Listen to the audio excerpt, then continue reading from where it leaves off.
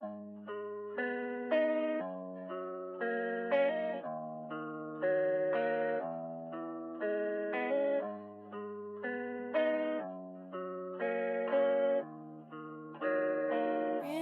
it's cold in here. Shawty tryna flex on me, probably because she saw me flex all week, oh no. Diamonds with baguettes on me, blow my brains out, blame the mess on me, oh no.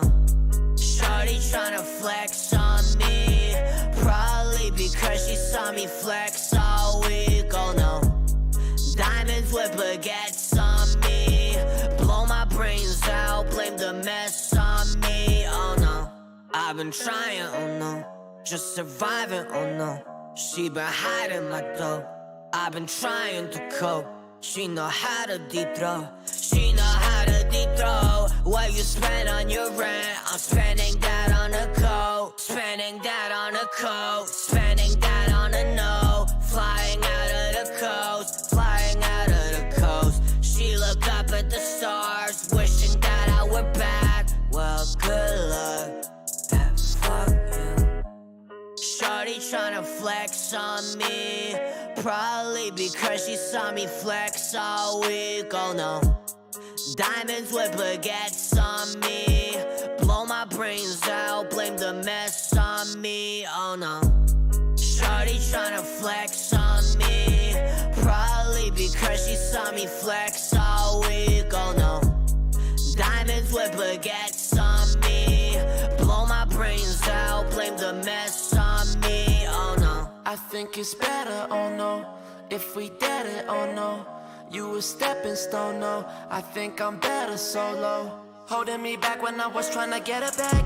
Now I go shopping in tete-a-text. I'm having better days. She saw me in Vogue and she said I'm back.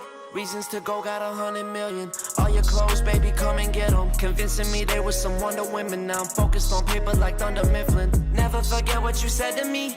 And she ain't dead, but she dead to me. Coulda had the best of me. Shoulda put your bets on me. Now you just tryna go in. Shorty tryna flex, shorty tryna flex, shorty tryna flex on me, oh no. Shorty tryna.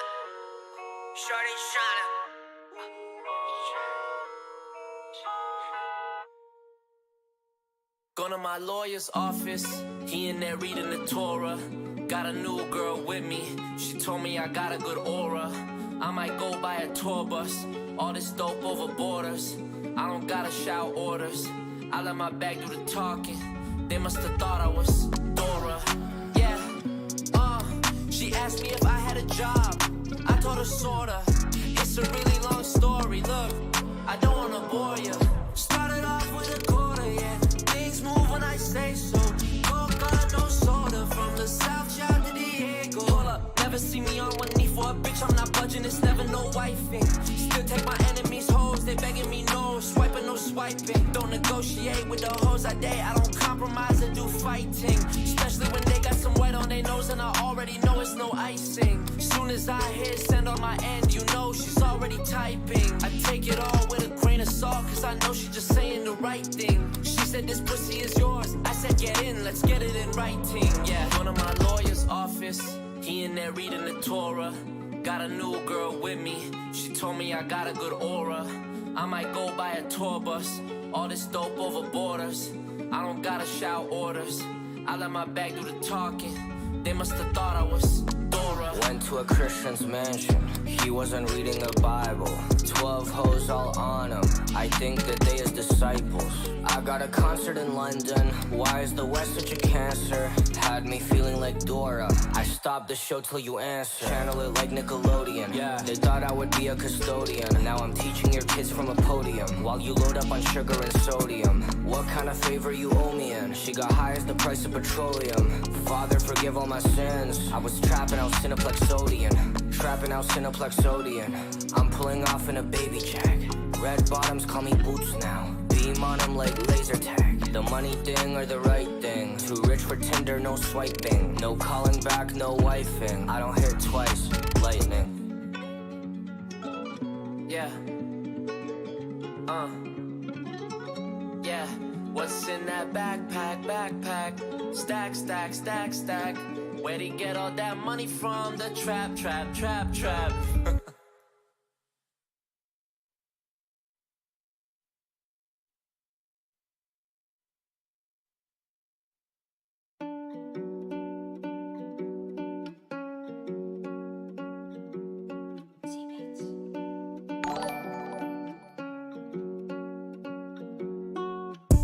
Quarter mil, half mil, but I'm not done. Empty out pockets, but I'm not done. When I pull up, bitch, give me my funds. Bitch, give me my funds. Audemars Prada, but I'm not done. Cartier Gucci, but I'm not done. When I pull up, bitch, give me my funds. Bitch, give me that. Get into it, vamonos. I've been living on the coast. The other day I caught a case and beat it like I caught a cold. They told me I was selling coke. That's a little on the nose. Y'all getting to it very slow. I'm getting to it vamonos. Quarter mil, half mil, but I'm not done. Empty out pockets, but I'm not done. When I pull up, bitch, give me my funds. Bitch, give me my funds. Audemars Prada, but I'm not done. Cartier Gucci, but I'm not done. When I pull up, bitch, give me my funds. Bitch, give me that. Yeah, get into it on delay. Made 100 stops today. Getting top on the road. Make it hard to concentrate. Got it out the matrix. Tell me where I can't go. Dancing with the devil. We doing the tango. My nieces think I'm lit cause I took them to Encanto. Wait until they find out that I used to be El Chapo. 20 mil, 100 mil, but I'm not done. A little talking and she coming undone. Did what I did cause it was fun. When I walk in it's like da-da-dun-dun. Audemars Prada, but I'm not done. Cartier Gucci, but I'm not done. When I pull up, bitch, give me my funds. Bitch, give me that.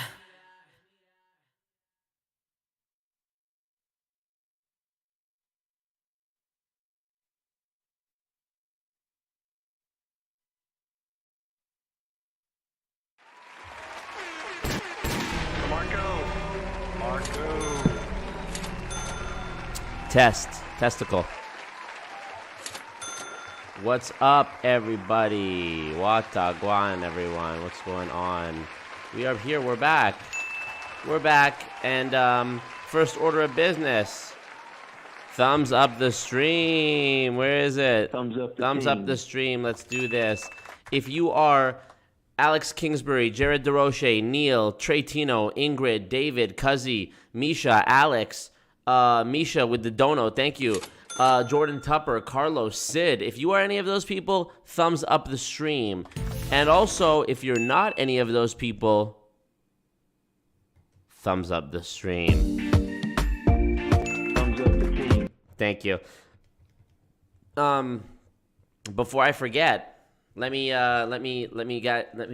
make you guys very happy with this update. I went through and I added the sound effects that we talked about last night. So here they are. He's beginning to believe. We got that one. Then we got this one. The Scott Johnson Building Fortunes radio soundbite where he laughs. This makes Scott Johnson the first person in history to have 3 different sounds dedicated to him on my soundboard. He has... Thumbs up the team. He has... I got to get the bag. And now he has... I love that one. I love that. Already 45 people watching, but only 24 thumbs ups. We got to get it to 50 before we start really... You see it. And then I also added the Dominick Izzo sound effects that we talked about last night. There's this one. Thanks, Marco. That one makes my heart feel so warm. Thanks, Marco. So sincere. Then I got the other Dominick Izzo. I'm not a loser. Perfect soundbite. Then I got the Kanye. Gotcha. That's just going to come in handy at so many different points. I got this one. Ladies and gentlemen, We got him. That's going to come in handy during debates, which, by the way, we're supposedly going to have a debate tonight. This just happened. There was a guy that commented 32 minutes ago on my WFG video and said, I'd love to sit down with you on a live stream and show you why and how WFG is not a pyramid scheme. Just there are bad apples in every business or people that run offices their own way. Fuck. Accidentally clicked away from it. Yes. Bad apples in every business or people that run offices their own way. Clicked away from it again. I'm a fucking idiot. I'm trying to click the read more thing. I'm not trying to expand it. There we go. But if you're up for it, ask any question you want. I'll give you straight answers, no beating around the bush or anything like that. Let me know. I replied instantly and I said, yep, join my stream in 20 minutes and we can talk. And that was 32 minutes ago. So let's see if this gentleman joins from WFG. There's a lot of beef going on tonight. Also, we have more sound effects. Hold on, where are we at? I have so many pages of these. I need to clean it up. We also got the because you'd be in jail. The Trump you'd be in jail. Love it. And then last but not least, that you want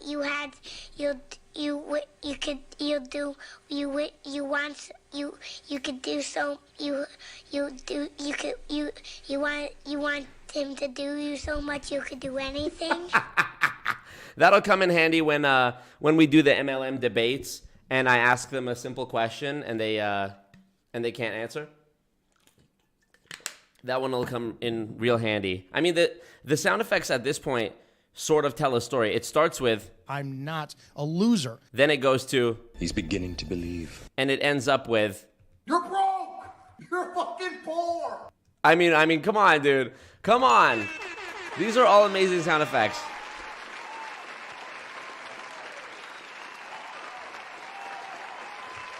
You know. Sid, you haven't seen anything yet. I'm still working on it. You haven't actually seen anything yet.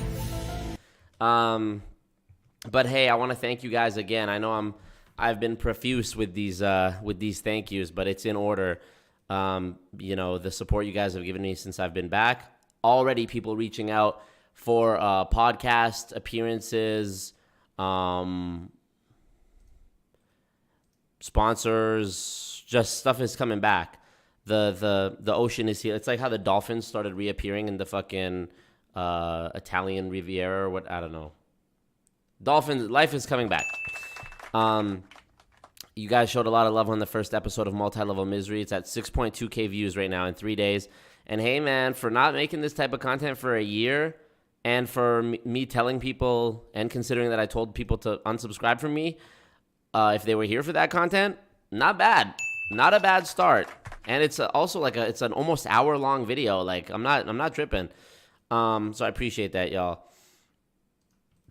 What up, digital marketing humans? Thumbs up the stream, you guys. Thumbs up the team. Let's get the likes. Last night was incredible. We had over 100 viewers concurrent. Bro, I streamed for 4 hours last night.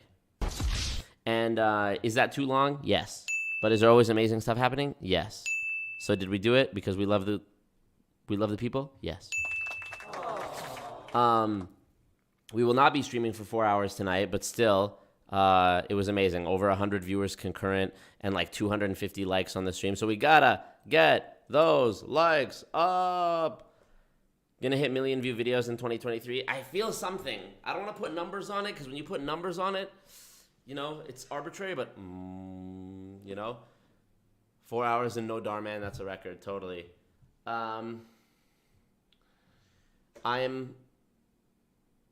I should have done this a second ago. I should have done this before I started the stream. My water bottle is completely empty, and I have this bad habit of streaming, finishing my water like halfway through the stream, and then because I don't want to like have dead air on the stream, I neglect to go fill it up, and then by the end of the stream, I'm just like, so I'm gonna go fill it up right now, and when I come back, y'all have better click thumbs up the team. on the stream.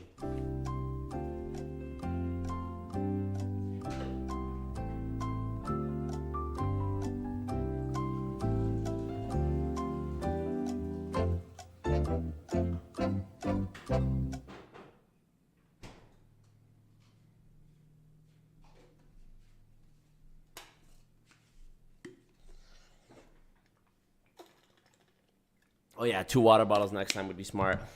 What up, Sabrina? So we're back. We're back. 55 people watching now, 40 thumbs ups. We'll get there. Oh, man. So I told you guys that I wanted to do multi-level misery every Monday. I wanted to release them on Mondays. And I don't think that the next episode is going to get out in time for tomorrow because I have been, for the past few days now, well, I recorded the new episode on Friday, I think. Yesterday was a madness. And then today, actually, you know what? I think I recorded the multi-level misery episode yesterday morning. Yeah, I did. Yesterday morning. And then today was going to be the day that I edited it and then tomorrow post it. However, Marco. There was a new development in my multi-level marketing, rather my anti-MLM journey. And it required me to set a lot of time aside this afternoon to handle it. It is for the new video that I'm working on, the big video, not like these, not the I don't even know what you would call it, the interspersed content, the debates, the multi-level misery. It is for the new Infiltrating a Pyramid Scheme documentary, whatever you want to call it. I'm not going to talk about it until Wednesday because I don't want to show my hand. There's still a little bit more work that I need to do regarding this lead that I have. But if you're in my Discord, which is linked in the description, if you're in the Discord, you can find out what I'm talking about pretty easily. But yeah. So, holla at your boy. What else? Okay, let's get straight into it.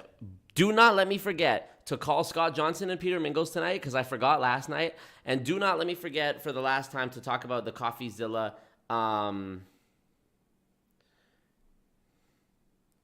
and Logan Paul thing. At this point, CoffeeZilla was right. He did a great job. What do you want me to say? I actually texted him today. I'm waiting for him to get back to me. We have some important business to discuss, CoffeeZilla and I. Okay. So, where are we at?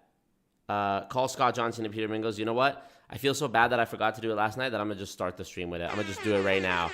What up, Hari? What up, Morgan? What up, Carlos? All right, let's see. Scott Johnson, Peter Mingles. Let's give him a call. I believe this is... Hold on. Which one is him again? Fuck. I think it's this. Here, let me call him. Yeah, this is him. Yeah.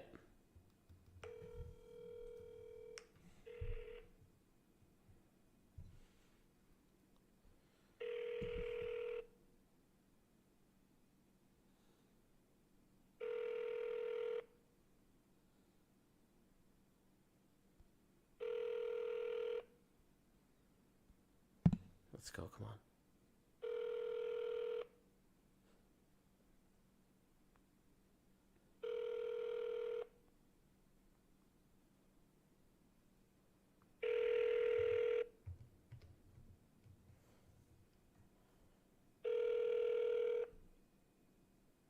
He's not answering. Okay, let's call Scott Johnson.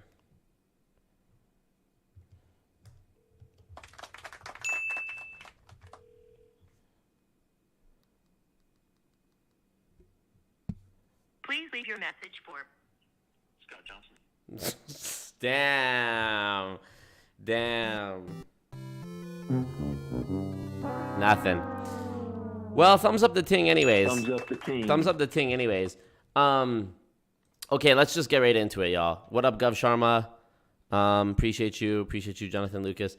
I want to see if this guy who asked me to not debate, but to explain to me why WFG is legit and not a pyramid scheme. He commented 44 minutes ago on the video and has, even though I responded instantly, he has not responded to me. And it's like, bro, how are you not responding to me? Like, you obviously have time.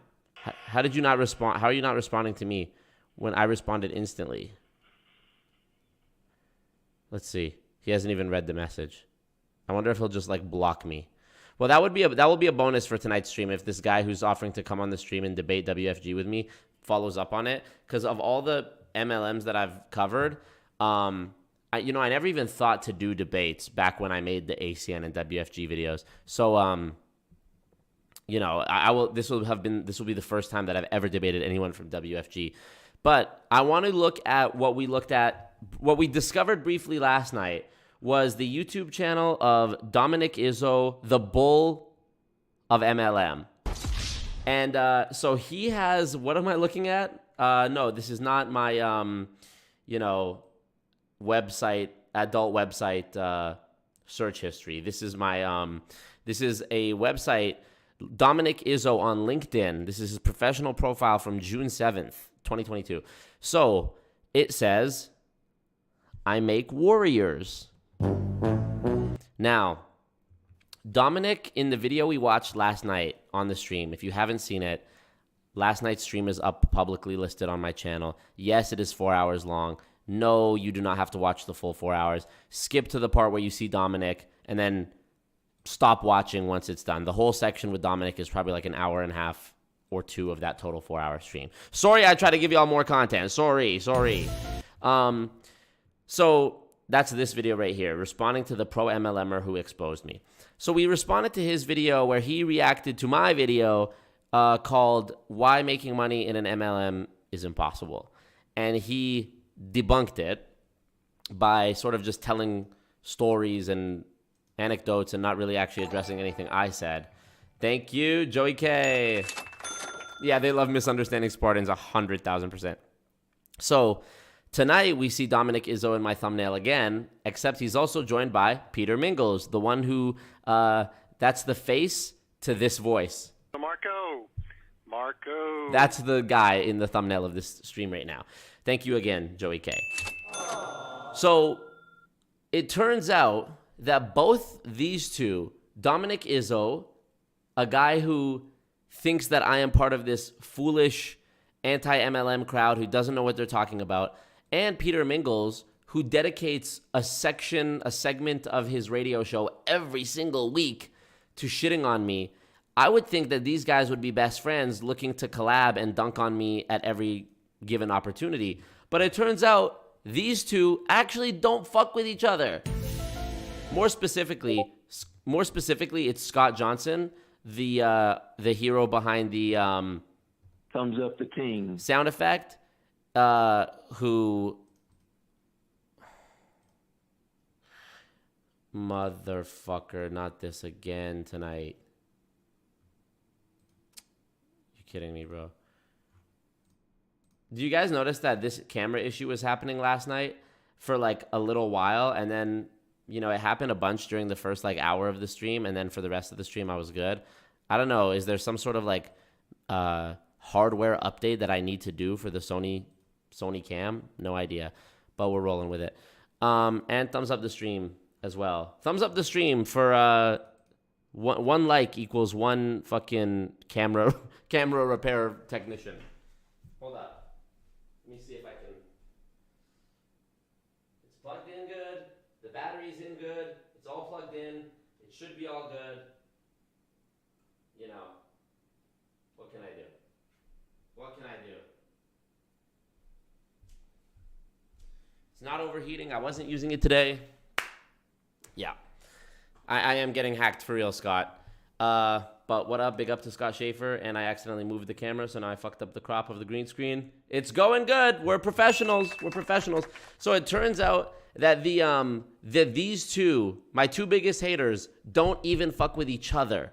And Scott Johnson and Dominick Izzo have a storied, history of battling back and forth between them. And that's what we're going to look at tonight. Dominick Izzo has videos about Scott Johnson. You see the screenshot in the thumbnail. I also posted it up on the screen last night. And thank you to, I'm not even going to say names in the on the stream of who's in the Discord that posted this, because I don't want to get anyone in trouble, and I want to keep this coming. But we saw this screenshot of the texts between Dominick and Scott. We saw it last night, but this didn't happen last night, but we saw this last night. Scott saying, You can call me Dominic saying, I only use the app for D's. And Scott saying, I talk. And then Dominic says, do you have D's? And Scott says, define D. And Dominic says, D's not. So already, two grown-ass men, both old enough to be my dad, one old enough to be my grandfather, and the insults that they use to mock each other or me are things like, how they call me always stupid Marco, or they call me a schmuck. And they make these nuts jokes. Can't make this shit up. So first I wanted to show you something. And I'm showing you this because, believe it or not, I actually have faith that we can convert Dominic back to the light side. Dude, some of the stuff he said in his video last night, I was like, okay, this guy's obviously very pro MLM, but he's very close. He's so close to getting it. He's so close to getting why MLM is not legit, but he's just not quite there. So tonight we're gonna go through some of the things he said and point them out. Hey, thank you, Mahmood Kader dropped $5, said for the Better Camera Fund. Hilarious. Thank you, Mahmood. What up, Jean Mero? What up, Daniela? Yes, everyone, go like the stream. Go thumbs up the ting. Thumbs up the ting. Let me just make sure my Instagram story posted too, because sometimes if you click post story and then you close the app, you know how you open it up later and it's like it was still loading and it didn't actually post? I hate that shit. That's so fucking annoying. So, okay, it did post. What up, Aaron? What up, Tula? Okay, so let's look at his page. Dominick Izzo, LinkedIn. I make warriors. Dominick Izzo. I gotta work on Dominick Izzo as like a character, like an impression. My Trump is good. My Trump is set. Excuse me, one of the best presidents of all time, frankly. My Trump is there, but I need the Dominick Izzo, the bull of MLM. Okay, so here it says, the problem is we keep saying anyone can do it. And although that is a solid fact, the truth of the outcome is that only 2 to 5% of those who become involved in network marketing, MLM, are seen as those who've done it. He's so close. Obviously, the truth is that less than 1% of people in MLM do it. Thank you, Mahmood. Well, wrong button. There we go. Only 1%, less than 1% actually make it. So he's on the cusp of being awakened. He's on the cusp of understanding. Okay, where's the button? He's beginning to believe. He's right there. He's almost there.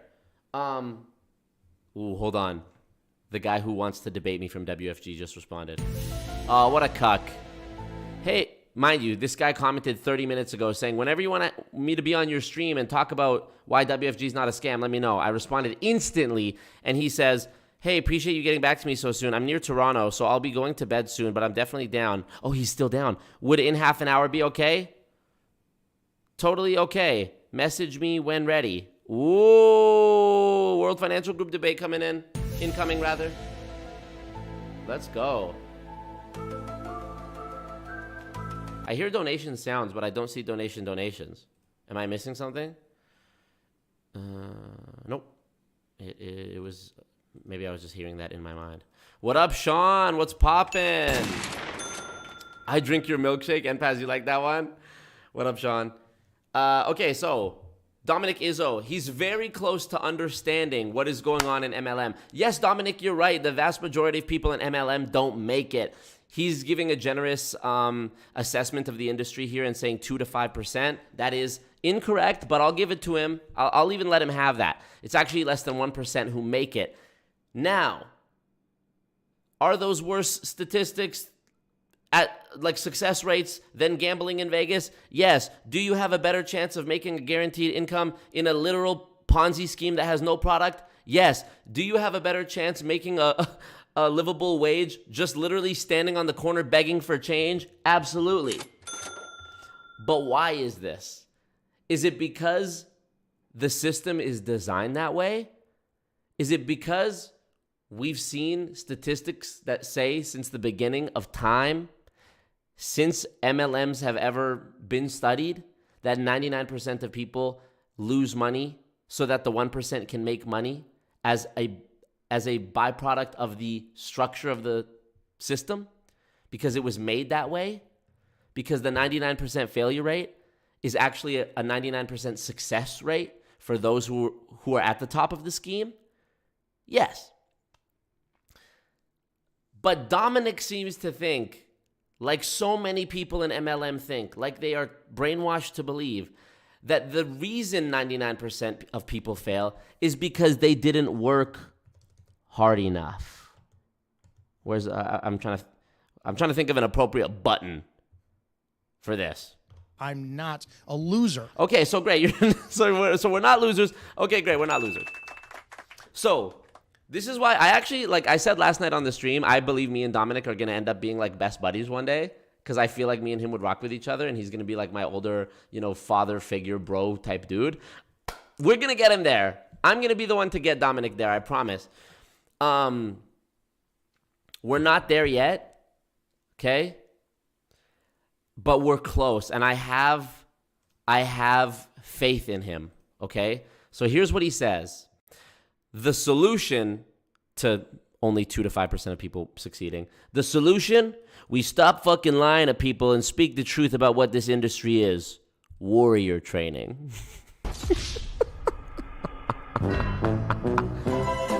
I mean,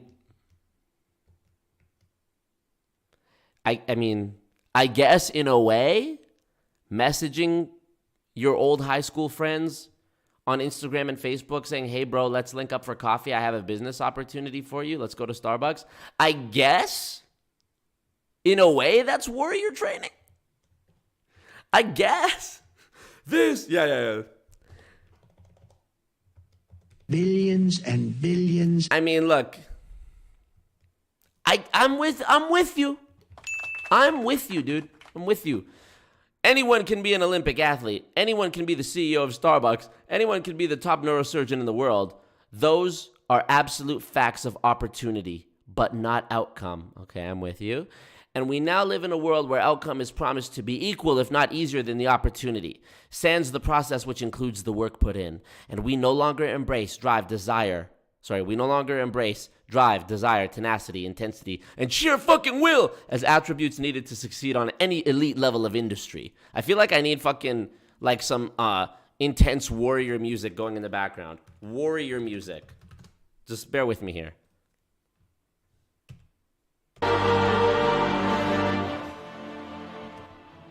That good? So, what must we do as leaders in the MLM space? We push, pressure, train, and forge our candidates as if they were in the process of the highest level of expectation of any job on the motherfucking planet. What have we been doing? We tell our team it will be okay. I believe in you. You can do it. We lie to them and we allow their current state to perpetuate their failures. We are not the leaders they need, and we are the ones who fail them. If the MLM space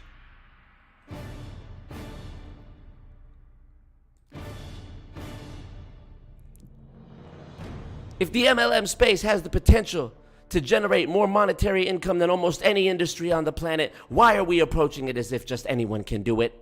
Does the Navy SEAL program, NBA, DEA, or any other elite organization just take on anyone on their team? No. No, and not even just anyone can apply. They have to be qualified. However, anyone has the opportunity to become qualified.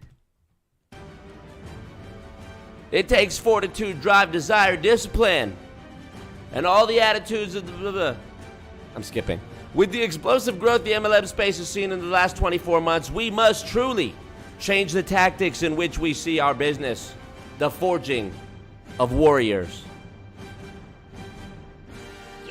The MLM space is one of the most difficult of all industries in that its simplicity forces all prospects to look into themselves and pull from within. And this is where the failure rate becomes so astronomical, and why we must change our tactics and let our prospects know, I am going to make you a weapon, a warrior, one of financial, business, cultural means. I make warriors in the MLM space.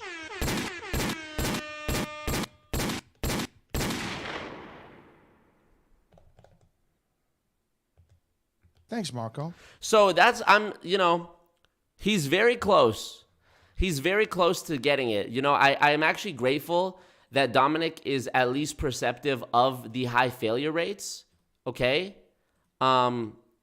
He also seems to be cognizant of the sort of like toxic motivation tactics used on recruits. Okay. And, you know, from his point of view, he's just, we just got to stop bullshitting them. We just got to stop bullshitting our recruits, y'all. But he's very close to getting it, and he doesn't quite get it. So I'm going to bring up a video that Dominick made. This is called The Importance of Fighting Back Anti-MLM Queens. Now, is it a bit condescending that he refers to the women in the anti-MLM space as queens all the time? It's sort of like, you know, sarcastic. Yeah, but it's all good. It's all good. You know, I can look past that. I need you guys to, you know what I can't look past though? You know what I can't look past? The fact that not all of you have clicked thumbs up on the stream. That's what I can't look past. That's what I can't look past. Obama. Wait, hold on. What was the new sound effect? The Trump one? Because you'd be in jail. I love that one. And then this one, and then this one. The Scott Johnson laugh. And then, I mean, this is still my favorite right now. You're broke. You're fucking poor. The Andrew Tate. Okay, hold up. I'm sweating. Okay. I'm sweating. Papa had to turn on the fan, okay? Also, in 20 minutes, this is how like how much I'm juggling shit right now. I have my laptop set up over there with OBS open on it to screen record a pyramid scheme Zoom call that I'm spying on in 20 minutes. I was like, maybe I can't stream tonight because I can only use OBS for one thing at a time, and if I'm using it for the recording, I can't use it for the stream and blah blah blah. So I'm using another device. So I'm filming a video while I'm filming a stream, and it's all good. So okay, let me see what y'all are talking about in the chat here. Oh, the guy who wants to debate WFG is ready, and that's sort of a time-sensitive thing. So are you guys okay with me jumping over and doing the World Financial Group debate right now, and then we'll come back to Dominick afterwards? Is that okay? Thank you, Chucklehead, Charlene. I'm gonna ask this dude if he has Discord. He wants to do it on IG. Do you have Discord? Let's do it right now. Damn, he said in half an hour, and then hit me up 10 minutes later. I'm gonna add him as a friend on Discord right now if he has Discord. He for sure has Discord, right? Oh, I would love to be in an MLM Discord group. Can you imagine? Every 10 minutes, it's just like you're getting pinged. Go recruit. He says, but I can. He says no, but I can download it. Okay, awesome. Bear with me a second. I'm sending him a link. I know you can send people a link to Discord servers, but am I able to send him just like a friend, or am I able to send him a link to my profile, like to add him as a friend? Here, copy username. There we go. Boom. Add me afterwards. There we go. Boom. Okay. Are these streams going to be held every day? No, unfortunately. I'm sorry. They're not going to be every day, but they will be. You know, Wednesday, Friday, Saturday is usually when I stream. But who knows, man? Who knows when we're gonna do them? I'm overwhelmed by the amount of sound effects I have now. Listen. That you Hopefully that's not how he talks during the debate, because we got to get some straight answers. While he figures that up, thank you for the dono, Caden. Marco. Thank you, Peter Mingles. So this is the video we're going to watch afterwards, and it's again by the Bull of MLM, and he has still 464 subscribers, and he says the importance of fighting back anti-MLM queens. I mean, I love, dude. I like how you know, if you watch most of the anti-MLM girls' videos, it's like, you know, they're very easy to watch. It's like easy listening. You can have it on in the background while you get ready type shit, while you're doing laundry, you're cooking. And their thumbnails are always very colorful, whatever. And I just love how Dominick's brand is like the total opposite. Like he starts his episodes with the Darth Vader music. Listen, is he going to do it on this one? I hope he does. Yep, there it is. There it is. All right, guys, Dominick is on another episode of Bull of MLM. And like the whole, dude, I love it. I love it. I love his whole brand, to be honest. And yeah, the fact that he's like on LinkedIn being like, I make warriors. I will sharpen your mind into a weapon of recruitment power, of sheer recruitment ability. If Santa Claus went corporate. Yeah, dude, his pinstripe shit is cold. Cold. I love the villain, like, sort of.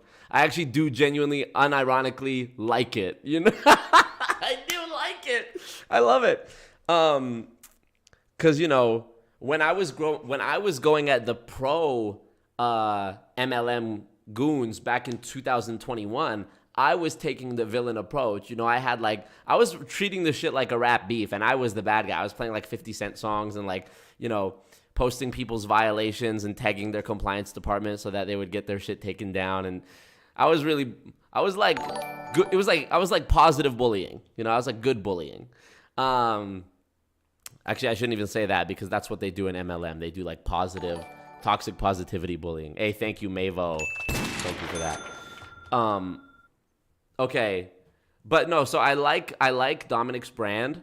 I like Dominick's brand, but it's just so not alpha to just be beefing with girls all day. Do you know what I mean? Not that they can't hold their own, not that they're, you know, not that you shouldn't criticize them or disagree with them just because they're women. I'm not saying that. I'm just saying if you're on LinkedIn posting pictures of like Spartans being like, I make warriors, but then your YouTube channel is literally you being like, so Sarah said, you can't make this shit up. Can't make this shit up. Oh, is he in Juice Plus? No, that's the most alpha thing, actually. Selling juice. You want to be a fucking beast? Put the pulp. You need pulp. Fucking hilarious.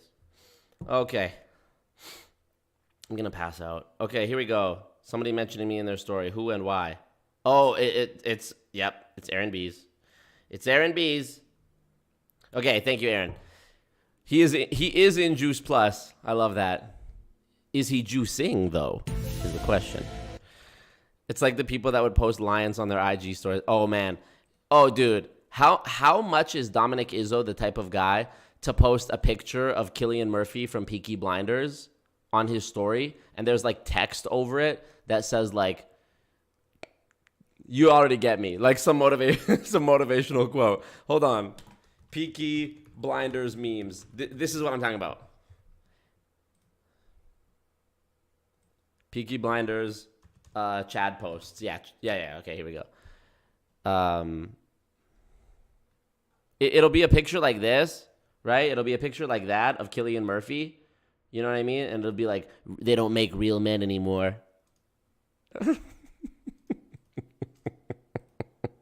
It'll say something like that. Fuck. So he has this video called The Importance of Fighting Back Anti-MLM Queens. And man, it is in this video. I didn't watch the whole thing, but there was, I was like, I watched the first little bit and I paused and I was like, okay, I have to react to this on stream with the people because I really do genuinely believe that Dominick is very close to waking up. Like, I think he goes about it in this way where he's like, I want these anti-MLMers to come on my stream and debate me, and if they know what they're talking about, they can destroy me and do. I actually have a hunch that aside from being an obvious like marketing technique to like try to drive traffic to his channel that is not even monetized, it is actually like a cry for help. Like he actually unironically wants somebody to show him the way, to show him the light. But where's the button? He's beginning to believe. You know, I think he wants somebody to show him the light, except he's so deep in this sunk cost fallacy of being pro MLM that he can't go about it in a transparent, genuine way where he says, hey, I have questions. He has to go about it in this way where it's like a battle that he's fighting for the MLM side. And if somebody was to convince him in the process, his changing his mind would appear to be a decision he made of his own free will, because God forbid a woman educate him on something. That's my theory. So, you know, Thanks, Marco. no worries, Dominic. So I think, I think he's close, and that's what I want to watch. I'm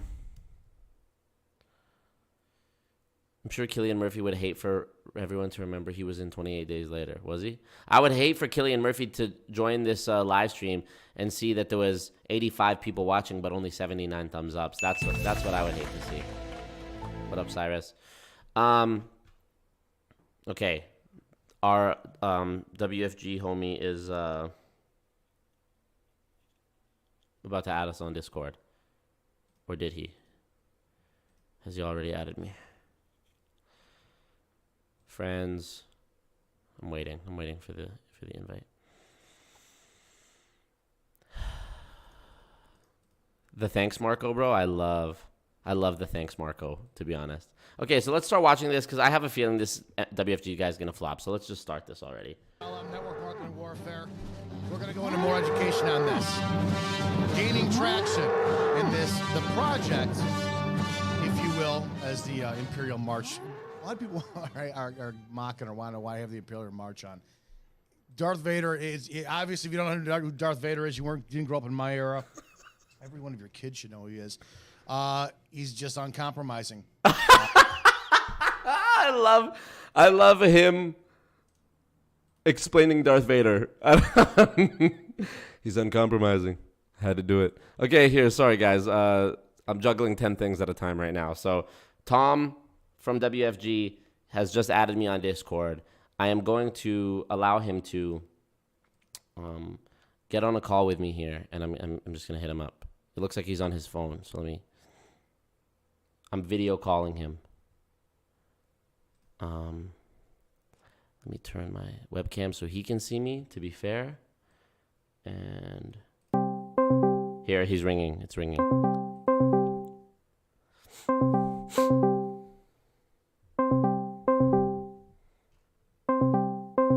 I added him back.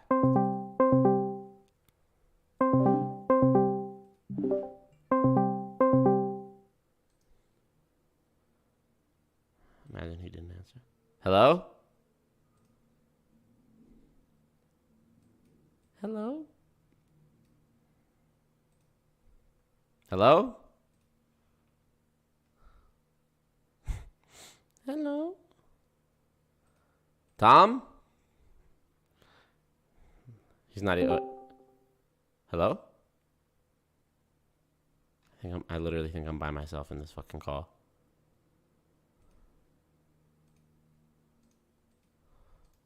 What up, Kinka? Mansplaining Darth Vader. I love it. Thumbs up the stream, y'all. Oh, he's in there. Tom? Hello? I see you. Oh, here, hold on. Go ahead. Say something now, Tom. Hello? There we go. Okay, I can hear you. How are you doing? Hey, I'm good, man. I'm good. How are you? Good. I appreciate you getting back to me so quick, man.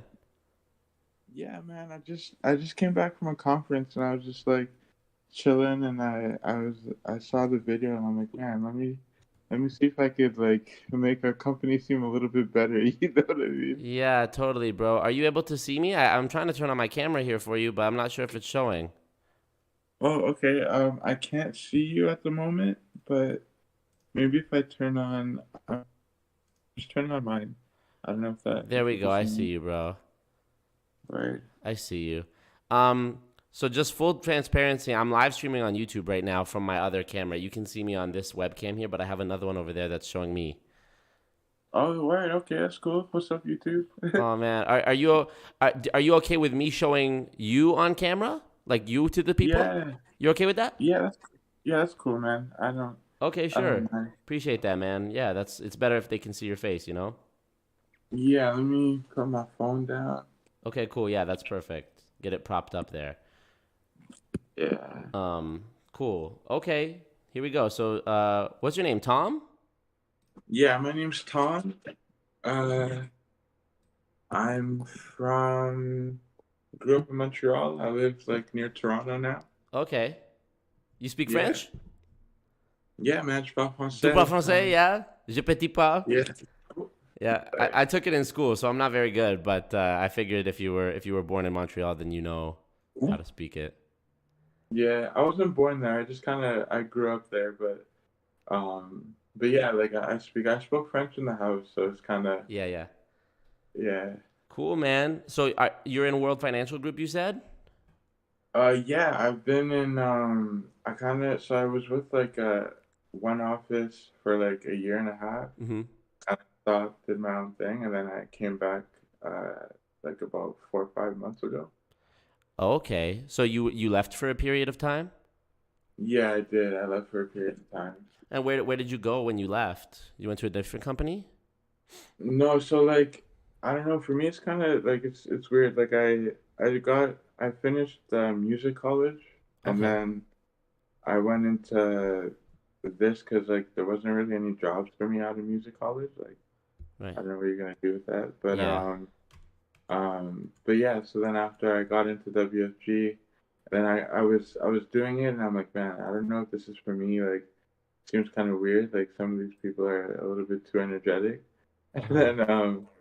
then after I left, I just had some issues with my team, and then I met an old buddy of mine from a different team, and I got introduced to this team, and it's been pretty smooth ever since. I'm still here.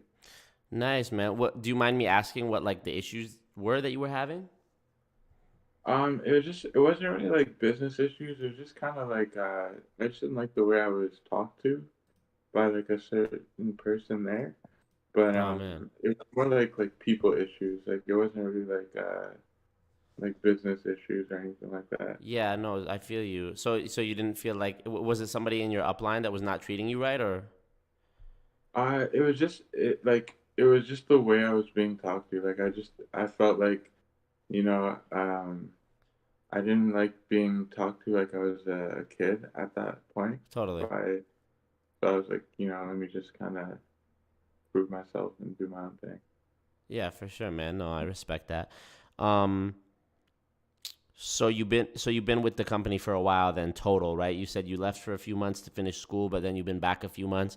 And then how long were you with them before the little break? Yeah, so I first got started. I got licensed in a month, and then I stayed for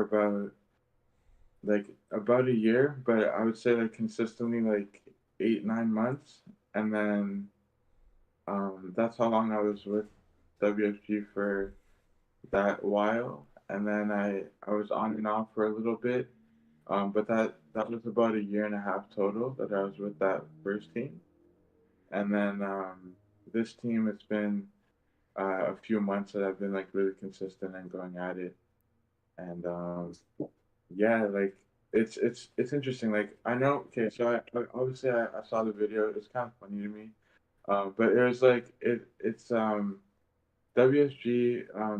I guess if we're live for people that don't know, it's a financial services brokerage, and like there's many of them out there. There's like I don't know if you've ever heard of Sun Life Financial or Mm-hmm. For sure. uh, yeah, like Edward Jones is one of them as well.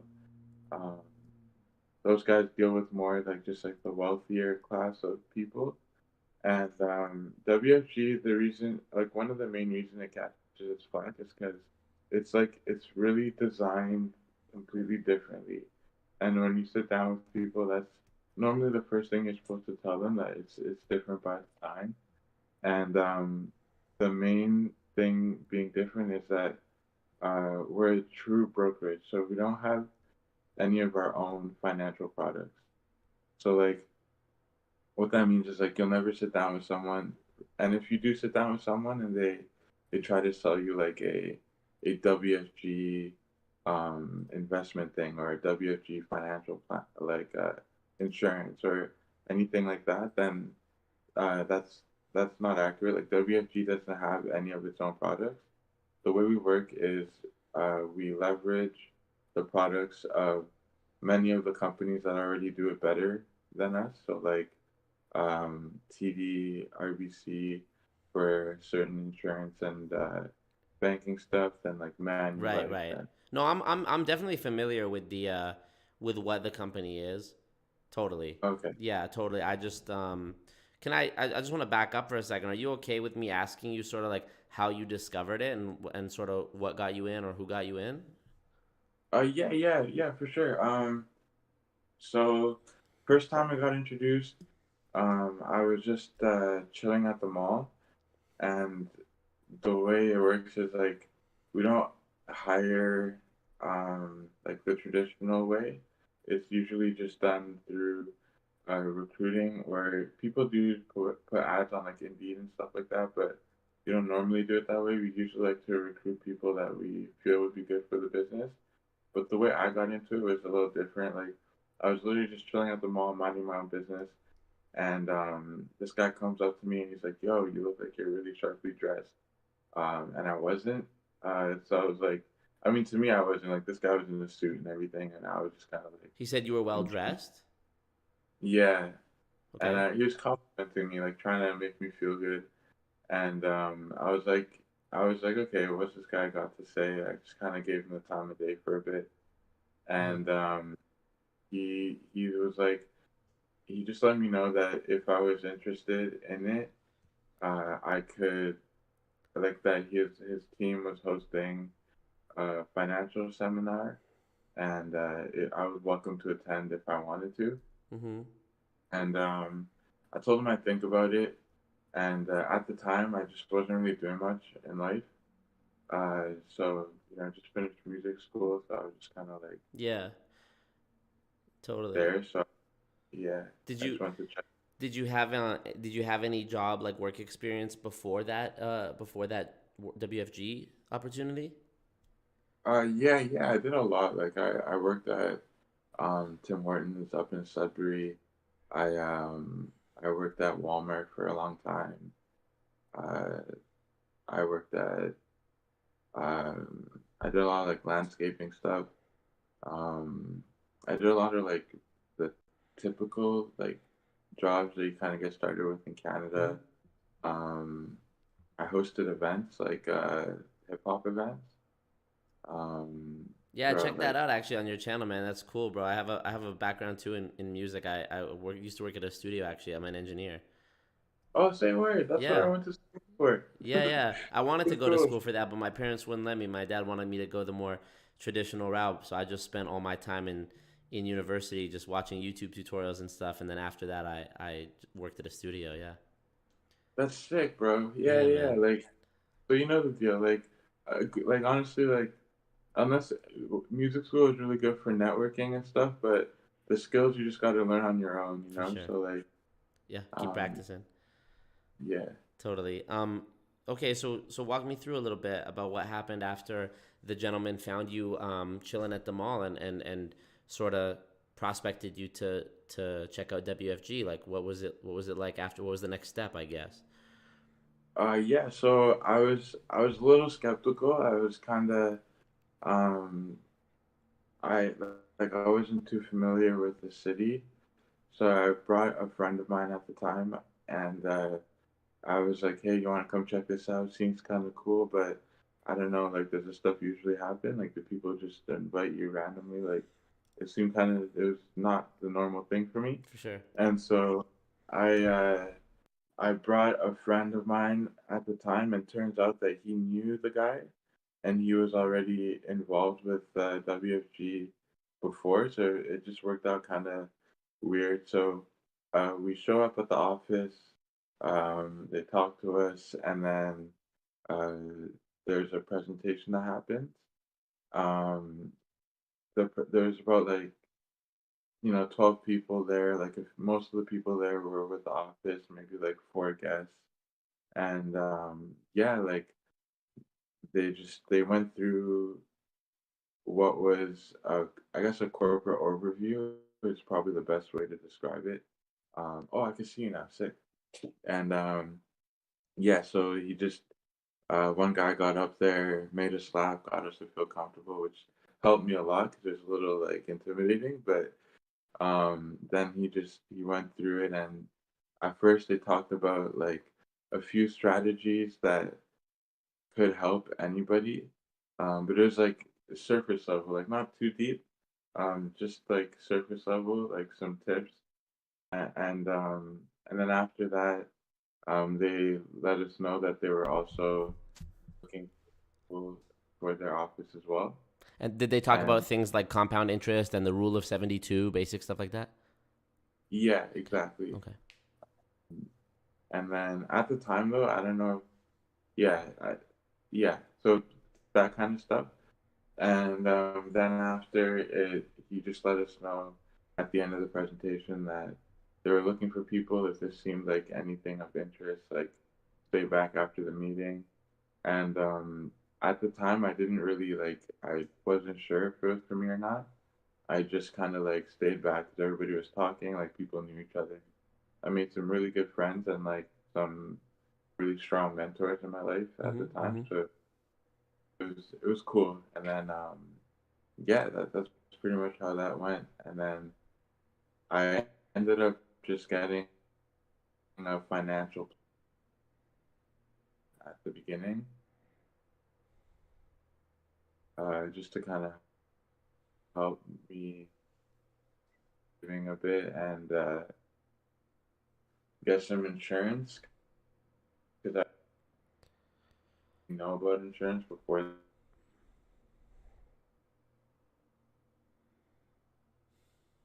Your connection's breaking up a little bit, I think, Tom. I was hearing you perfectly up until a moment ago, and then it became a bit choppy. Maybe just check your Wi-Fi. Maybe it switched to a different network.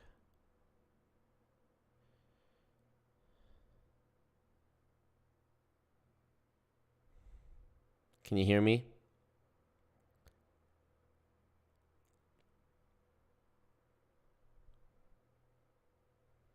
Can you hear me?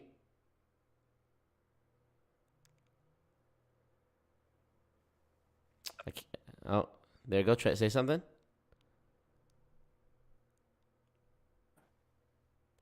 Yeah, I can see you, but I can't hear anything. I think maybe did you mute yourself by accident on the button there? Did you press the microphone icon there by accident?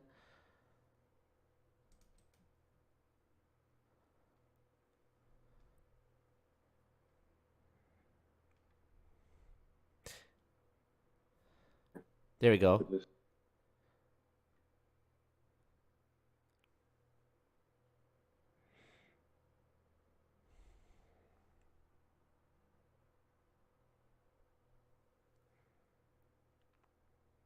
Hey. Hey. Hello? Hey. Mic check. There we go. Yeah? Yeah, I think maybe there was a connection issue with you there, man. Yeah, my bad. We got a little bit of a storm happening right now. Oh, is that right? Okay.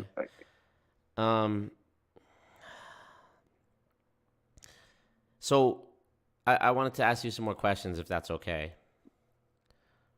Yeah. Like, feel free to ask. I don't really know like what to talk about. No, it's cool. I have some questions that I think are important for me to ask in terms of like understanding what you do.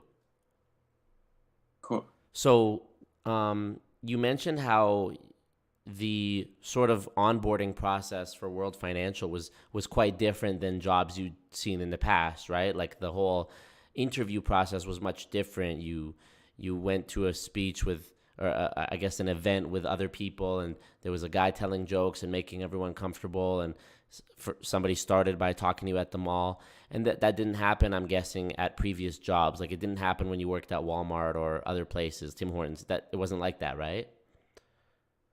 Yeah, it wasn't, but it also like so I've also done some work in like for a few buddies' businesses, Okay. and like when it comes to like jobs, it definitely wasn't like that, like not at all. But when Yeah. it came to like business ownership and like being involved in businesses, they were all pretty much like that, which is Right. like So how come you think? yeah. I'm curious to know why why do you think it was such a different experience with World Financial Group as opposed to like a Tim Hortons, for example? Why do you think that their approach is so much different?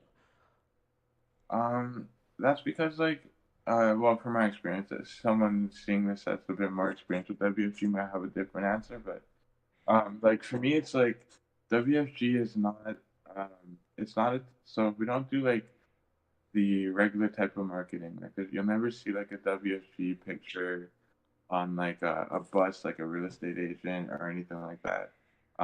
It's really a referral based company, and so when you are a referral based company, you're really acting on your ability to prospect for clients as well as for team members. Mm-hmm.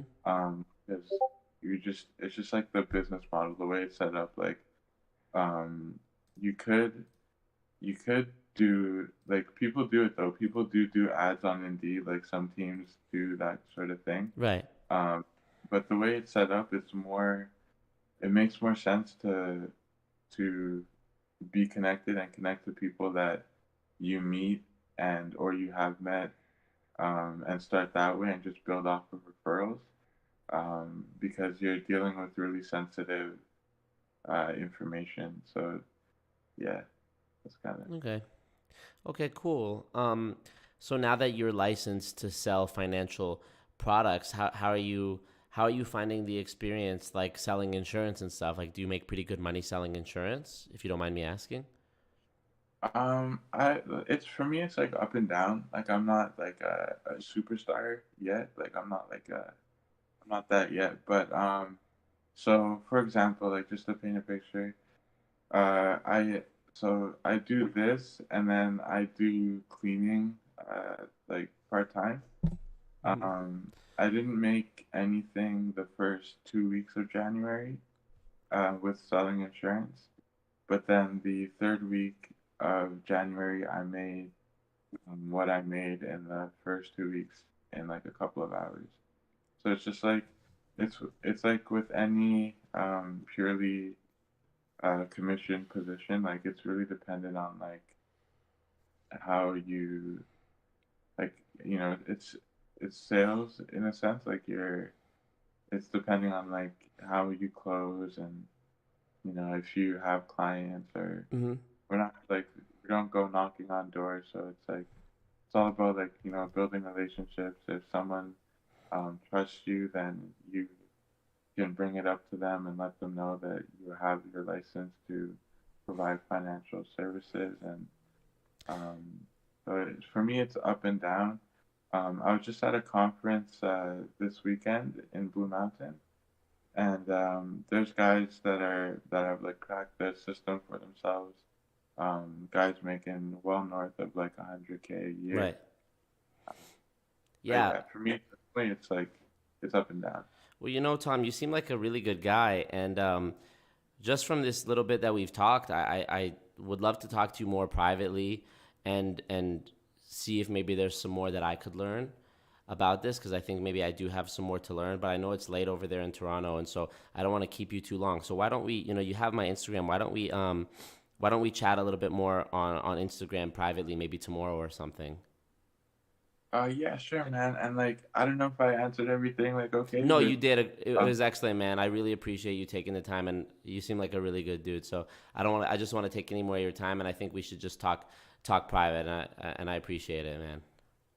all right, cool. Sounds good. Have a good night, Thank you, man. bro. Have a great night, man.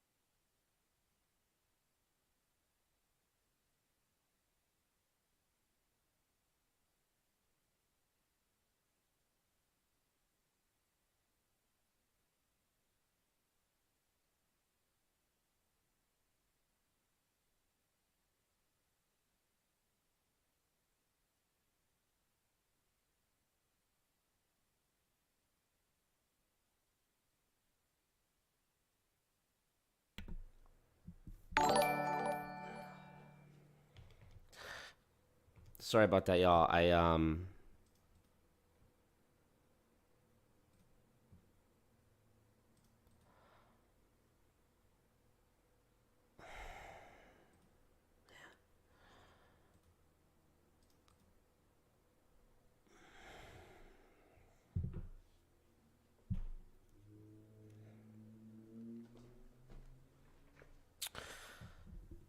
just have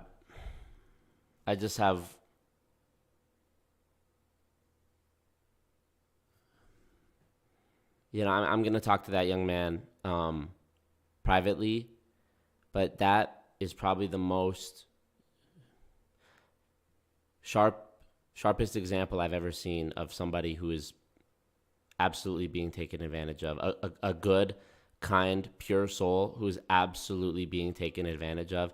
And that absolutely just like I'm sad, and I'm also angry too underneath that, and my anger is a projection of my how heartbroken I am for that young man, because it's hard to reconcile these feelings, because I am so mad about this cancer that we have in our society that is multi-level marketing.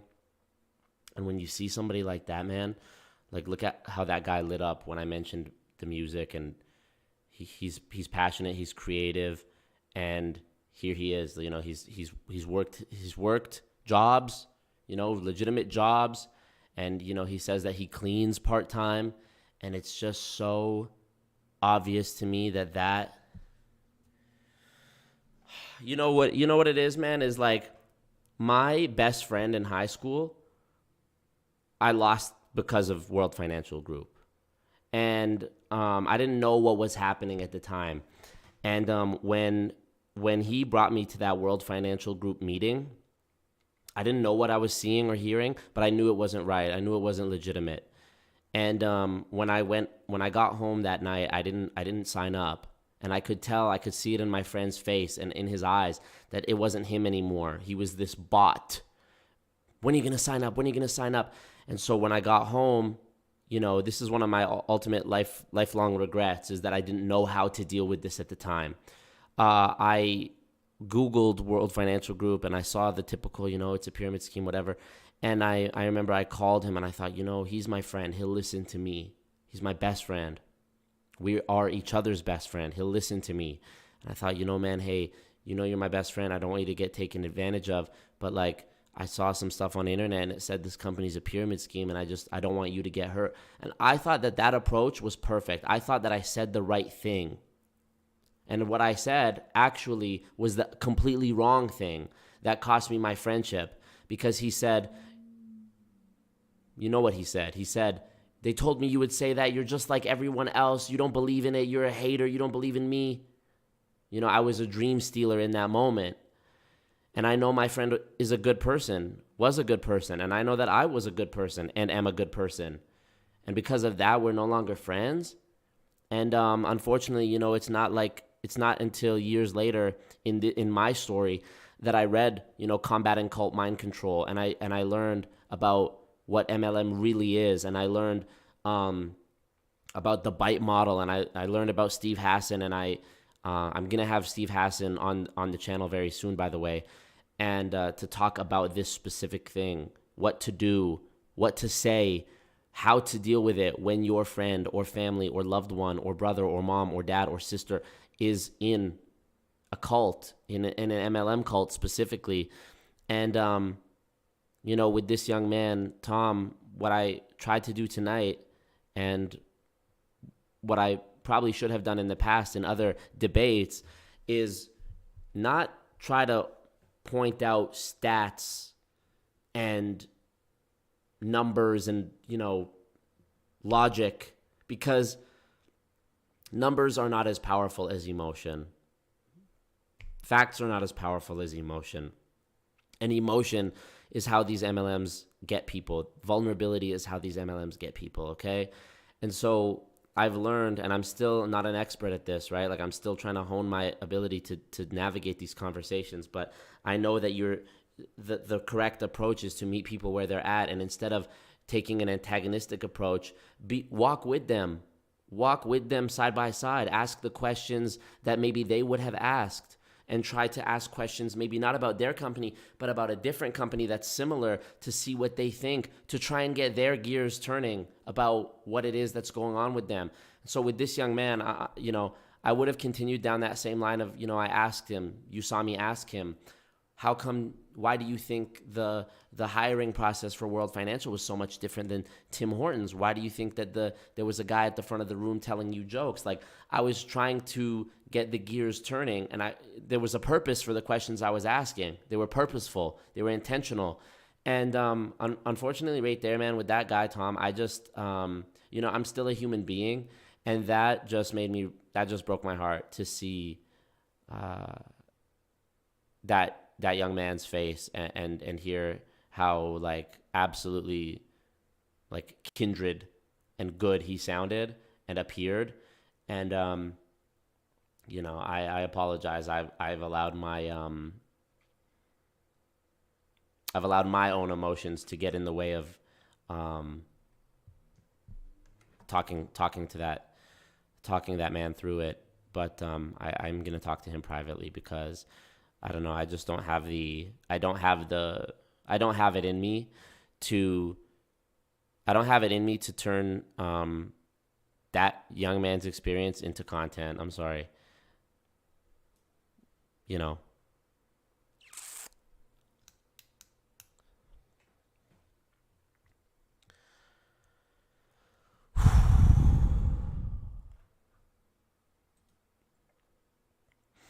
So we're gonna pick the mood back up here, and we're gonna get back to Dominick Izzo. I lost the sorry. We're gonna get back to Dominick here.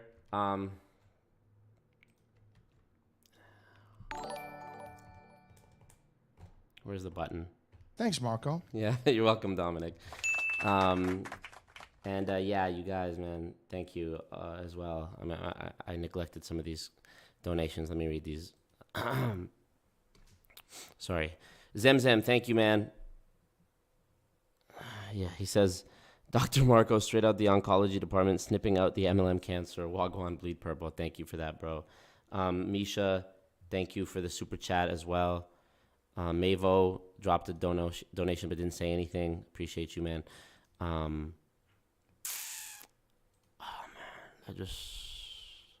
Sorry, guys.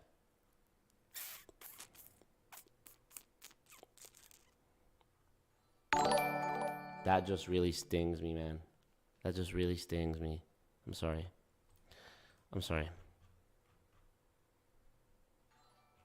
Where's that? Oh, my computer.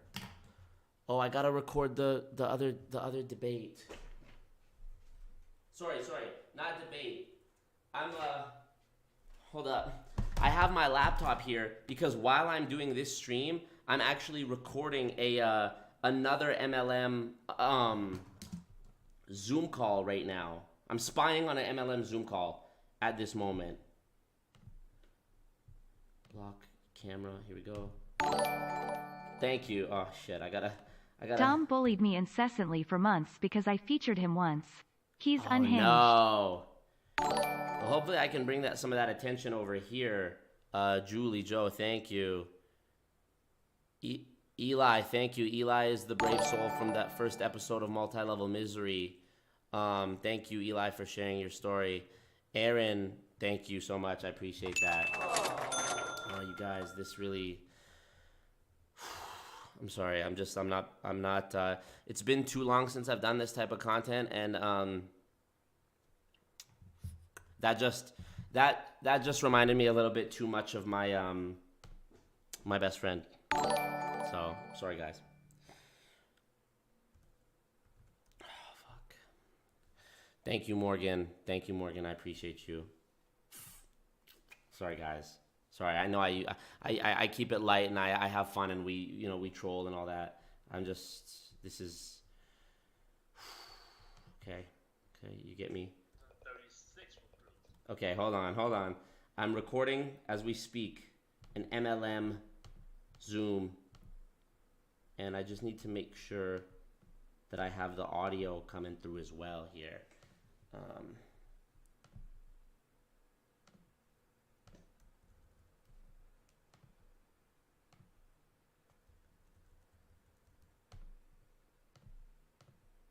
Ooh, just connected to my neighbor's speaker by accident. My neighbors are about to get an MLM Zoom call projected into their kitchen because of me. I need to add the audio routing on a Mac computer is so much more convoluted for no fucking reason than a.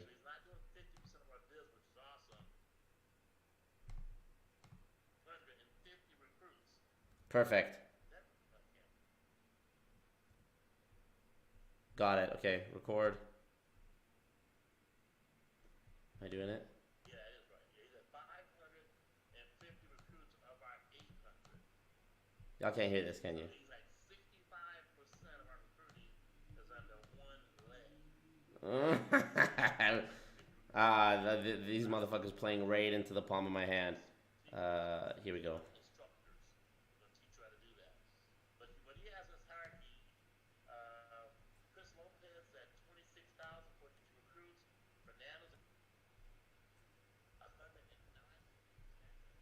Okay, hold up, guys. I'm just making sure this is set up. And I can set it and forget it in the background here. Okay. Start recording. There we go. Okay, thanks, guys. Sorry about that. Okay. That is for the new Infiltrating a Pyramid Scheme video, that Zoom call that I'm screen recording over there. One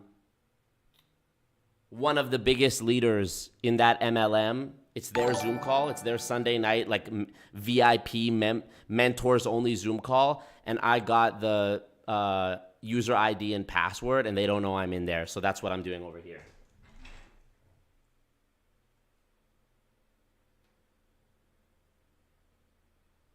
Okay. So I just got to keep an eye on that over there. I'm doing multiple things at once right now. I got people messaging me on Discord about multi-level misery. I got the Zoom call recorder over there. I'm on a live right now. Okay, let's get back to Izzo. Where is he? I'm not a loser. Thanks, Marco. Okay, so as you guys know, if you didn't watch the stream last night, it's on my page. You can watch it. It's long, yes. You can put it on 2x speed. You can skip to the part you want to look at where I reacted to Dominick's video, debunking my video. And yeah, he hit me up like 5-6 months ago to debate him. And you know I love it. But I watched some of his other debate content, as well as some of his other like just sort of content picking on other like female anti-MLM creators. And I inferred that I probably would not be able to even get a word in edgewise if I was to debate him. So this is, Dominick, this is for you. This is me splitting the difference between ignoring you completely and actually debating you one-on-one. This is me splitting the difference. I'm just going to give commentary that you can't interrupt me on, and hopefully, somehow, some way, you know, digest it. Thanks, Marco. No problem, Dominick. Okay, so let's check it. I hope I didn't miss anybody's super chat. I appreciate those for real, man. Digital marketing humans, really appreciate that. Yeah, that was really sad. Dave Vaughn, appreciate you. Man, I can't believe they're taking advantage of this guy. Poor guy just wants to do his music, and he's willing to work and cleaning. And, you know, they amp him up like, you know, you heard him say, I'm not a superstar yet. Fuck, man. Appreciate you, Claire Licious, James, Miguel, all you guys in here, man. For real, I appreciate it. But, I appreciate it. And that fucking killed me, man. That hurt me. Yeah. So, sorry, guys. Julie says, Dom bullied me incessantly for months because I featured him once. He's unhinged. I think I actually scrolled and saw the video on his channel where he was talking about you, Julie. Eli, thank you so much. Aaron, thank you so much. Morgan, thank you so much. Daryl, thank you so much. Fuck, man. Fuck.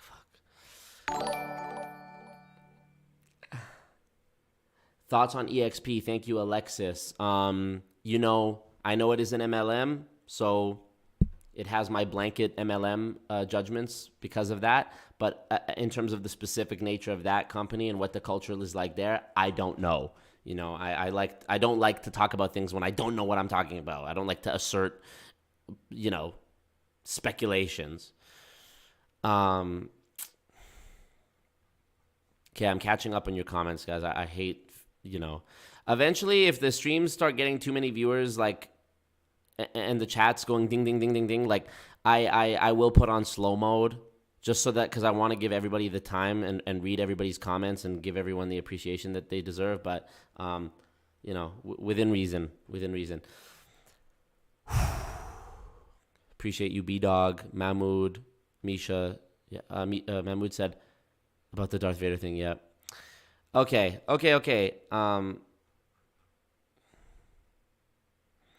This guy is too... Yeah, that guy was too pure. Okay. WFG said, yo, heard you were talking shit. Yes. Sorry to hear, Jaren. Okay. All right. Let's get back to Dom. So Dom... He's got some good... Dom, here we go. My hero.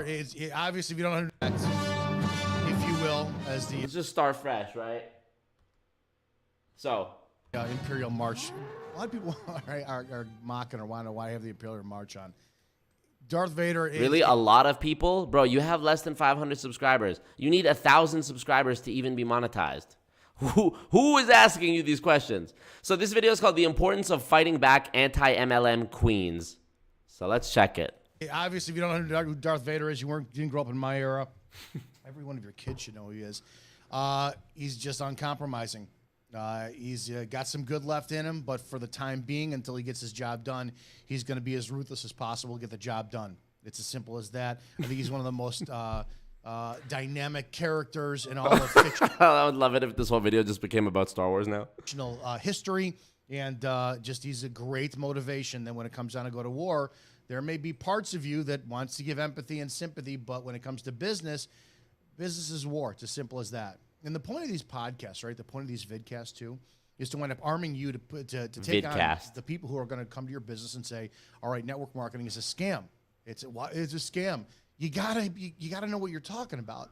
Lately, over the last couple of weeks, I've been talking about these women, and it's mostly women. I've come across two guys who are anti-MLM. I get it's what is it? Boss Babe, Hater Hunt, a whole bunch of stuff they put up. And they're misinformed about what they are, the information they're putting out. It's network marketing, nothing more. It's in its simplest form, right? Because if somebody's going to say, you're one of those network marketing scams, there's a product or a service. And it needs to go from the production, where it's produced at, where it's made, where it's manufactured.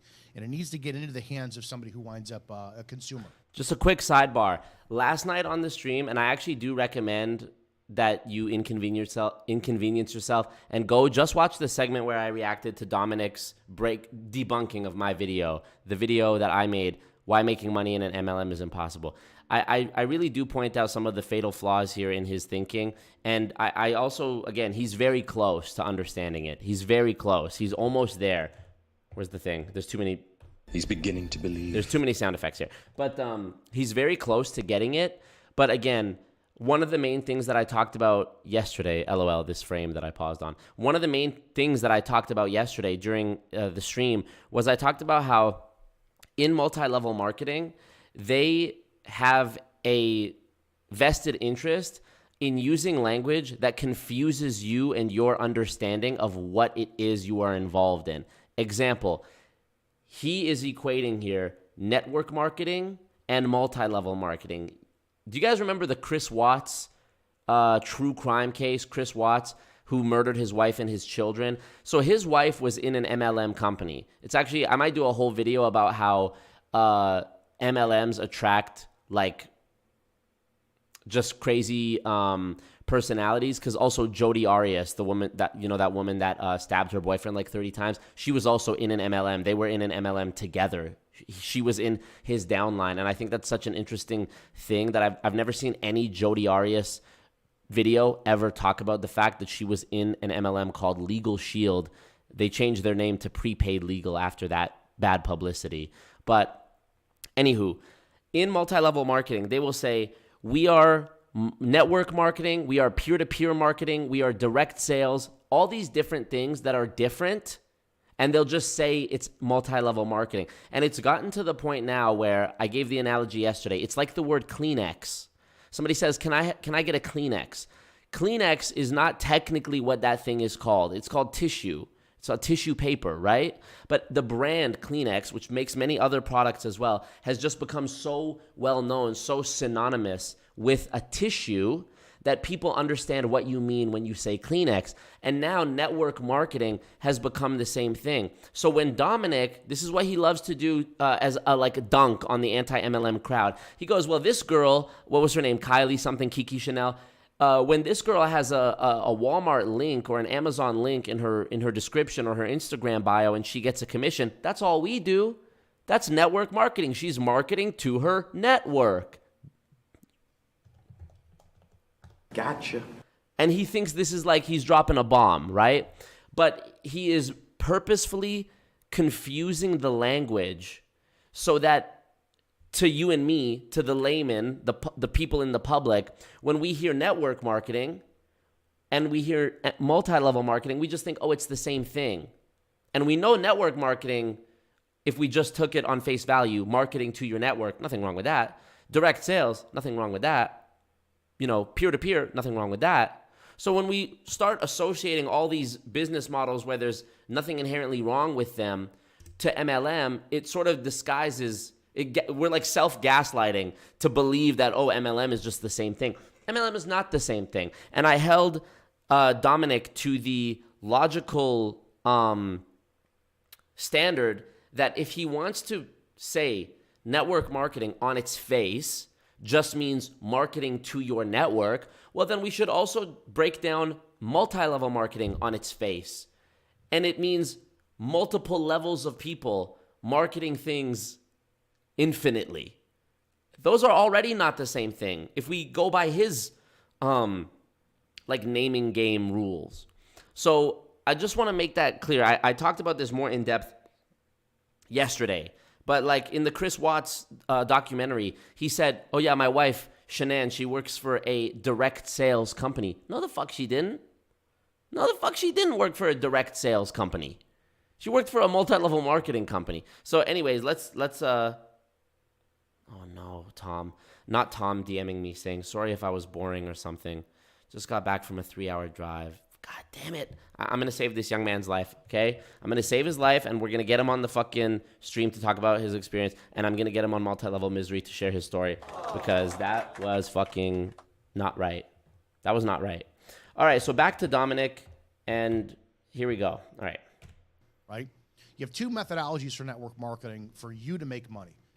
A typical business, like if I owned a t-shirt company, would be to make t-shirts, and then I would take out advertising to get notoriety for where I'm at. I have Facebook ads, Instagram ads, or radio ads, flyers in the mailbox. That costs money.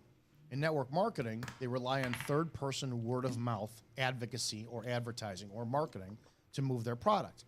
Now, if you're a representative for that company, a brand partner, whatever you want to call yourself, franchise owner, you can sell the product, and then you get a percentage of what that is. It's cut and dry. And a lot of people are constantly complaining about the recruiting aspect of network marketing. Well, you don't make your real money unless you recruit. Yeah, I don't. Let me specifically say, I've been involved with 3 network marketing companies. All 3 of them, it has cost me, and this is where I don't think they understand a fucking word they're talking about. All 3 of them, to get to become a brand partner, was less than $100. I mean, it was around $50 each one, and you paid once a year. Once a year. I still had the exact same, I would say, a commission rate. Look at the gears. Look at the gears turning in his head. That you do. Listen.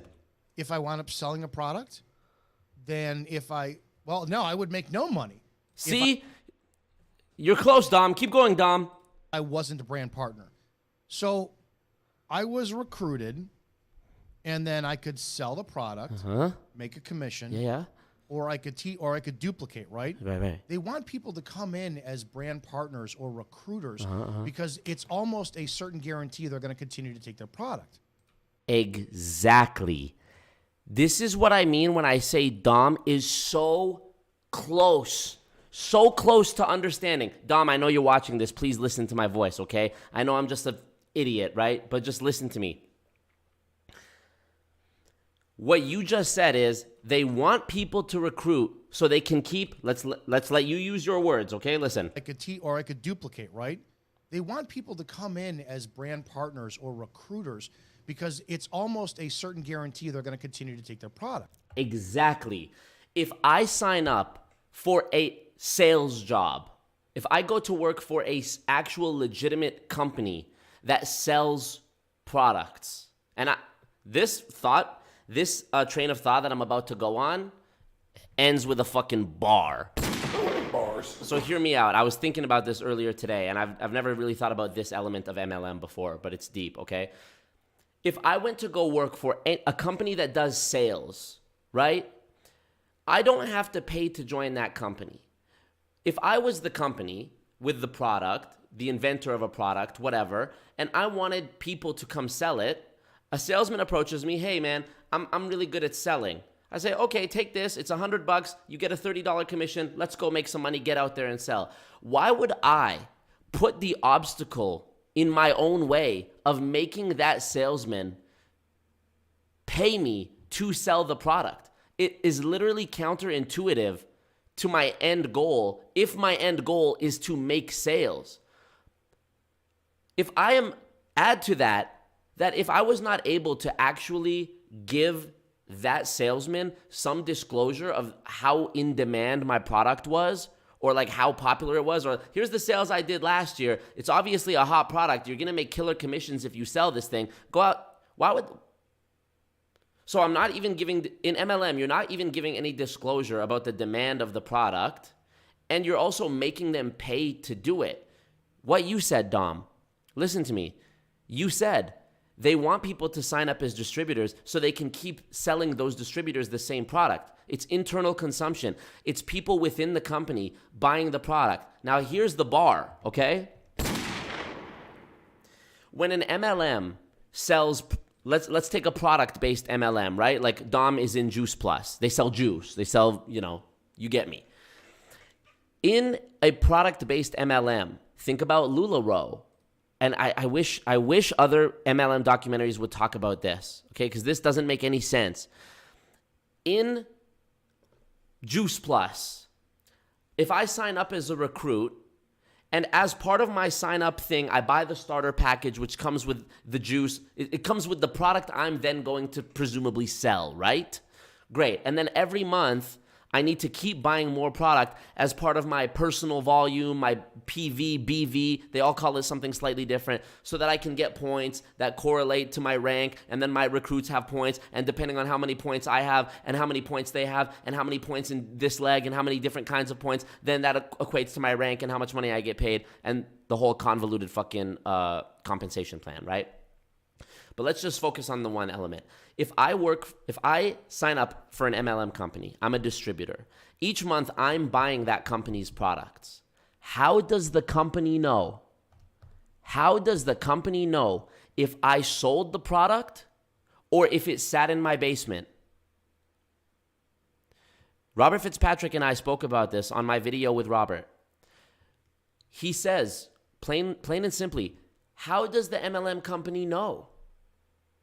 From their perspective, they made their sale to you. The only sales that they keep track of regarding their products are the sales that they made to their own distributors. That is what they turn around and show to the government and say, these are our retail sales. The sales that they made to the people who signed up as part of their sign up that they had to buy. That's how they disguise the fact that this is just a recruiting machine. But it's so see-through because, I think, like, if I was on the stand in court having to explain why this is fraudulent, I would simply ask this question.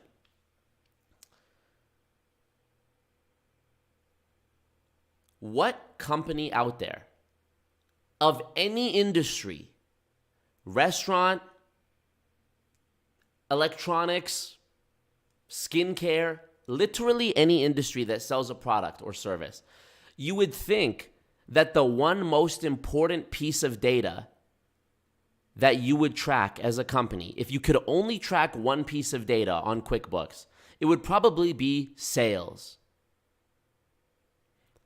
It would be impossible for a company that makes products to continue to survive for 40 years without knowing its sales. Without knowing your sales, how can you gauge how in demand your product is in comparison to your competitors? If you don't know your sales, how do you know which products to discontinue and which ones to keep? Thank you, Mr. There's No Spoon. If you don't know your sales, how can you adjust your marketing materials to, increase, capitalize on what's working and, bring more attention to what's not? So if you literally don't know the one most important metric of your own company, which is sales, how can you then turn around to the FTC or whoever and say we are a direct sales company, we are a network marketing company?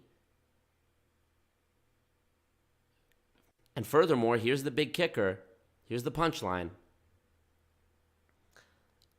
If your business model doesn't allow you to keep track of sales, inarguably, the most important metric of any company that exists, and yet you still survive decade after decade, and you still tout, $1 billion plus in revenue for your company and all these members and conventions and whatever, but you don't know your sales, well then there must be another way to make money.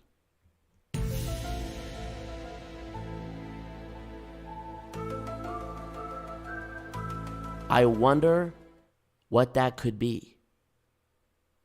Thanks, Marco. I got you. You know what I mean? Think about that. Imagine McDonald's didn't know how many Big Macs it sold in a year.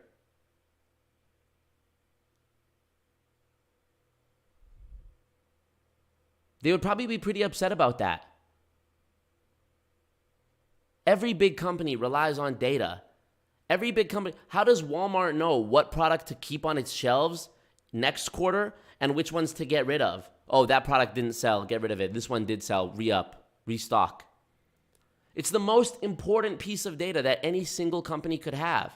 So if I'm Monat and my product is shampoo and skincare and whatever they sell, but I'm not keeping track of what the actual public, the actual free market thinks of my product, or rather how they, their behavior, their consumer behaviors. I'm not keeping track of the demand of my product in the free market.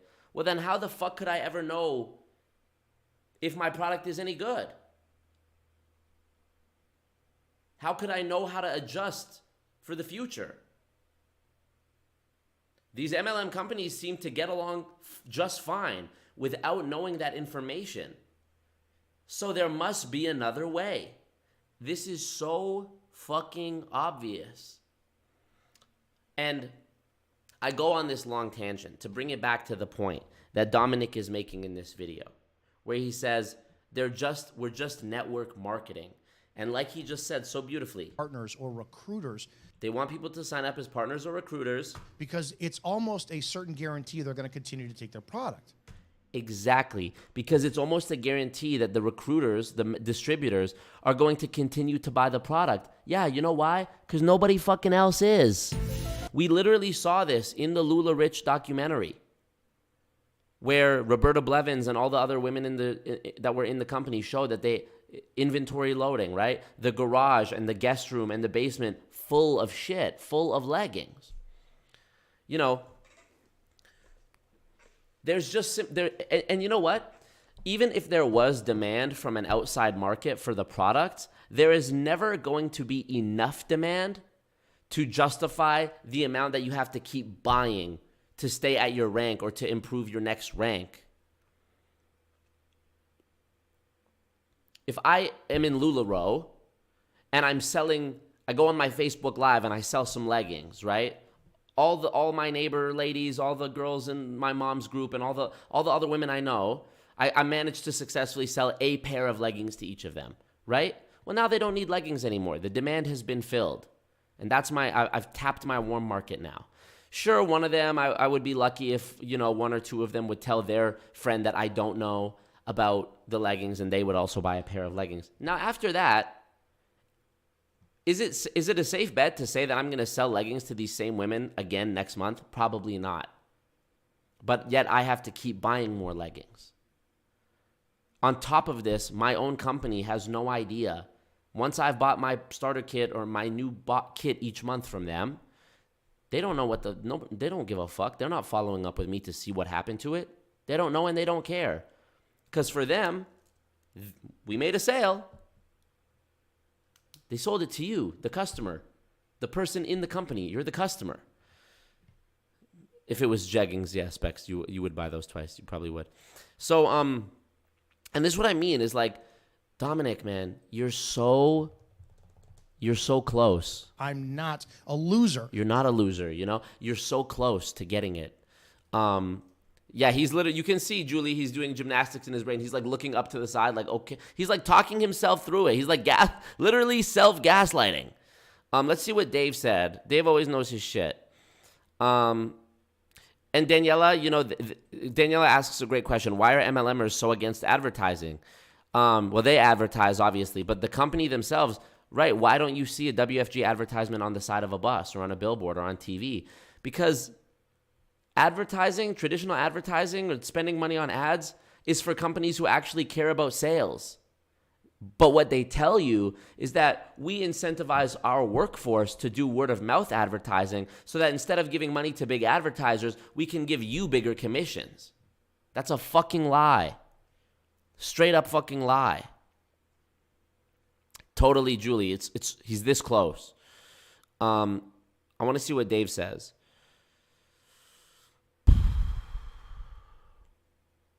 MLM, multiple levels of people marketing to each other and barely selling to external customers. Totally.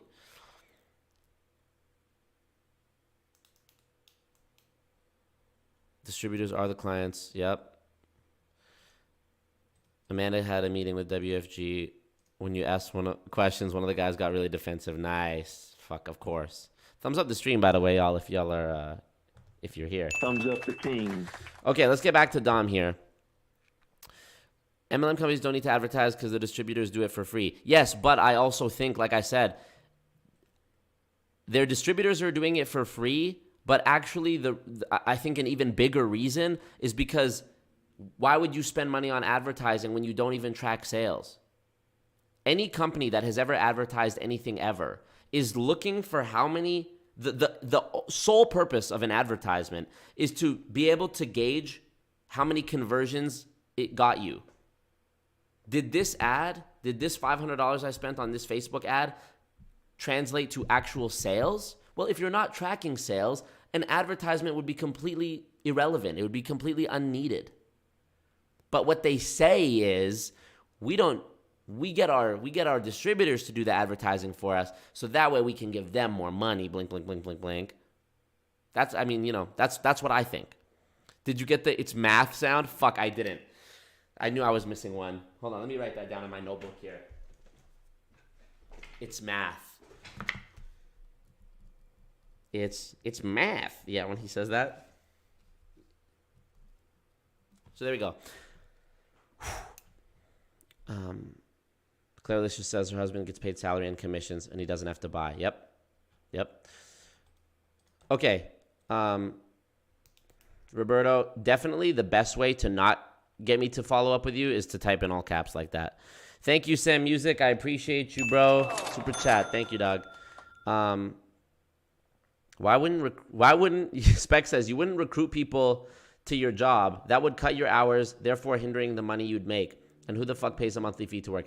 Specs brings up another great point. In business is all about supply and demand, right? If there's too much demand, there's limited supply. If there's too much supply, the price goes down because there's not enough demand.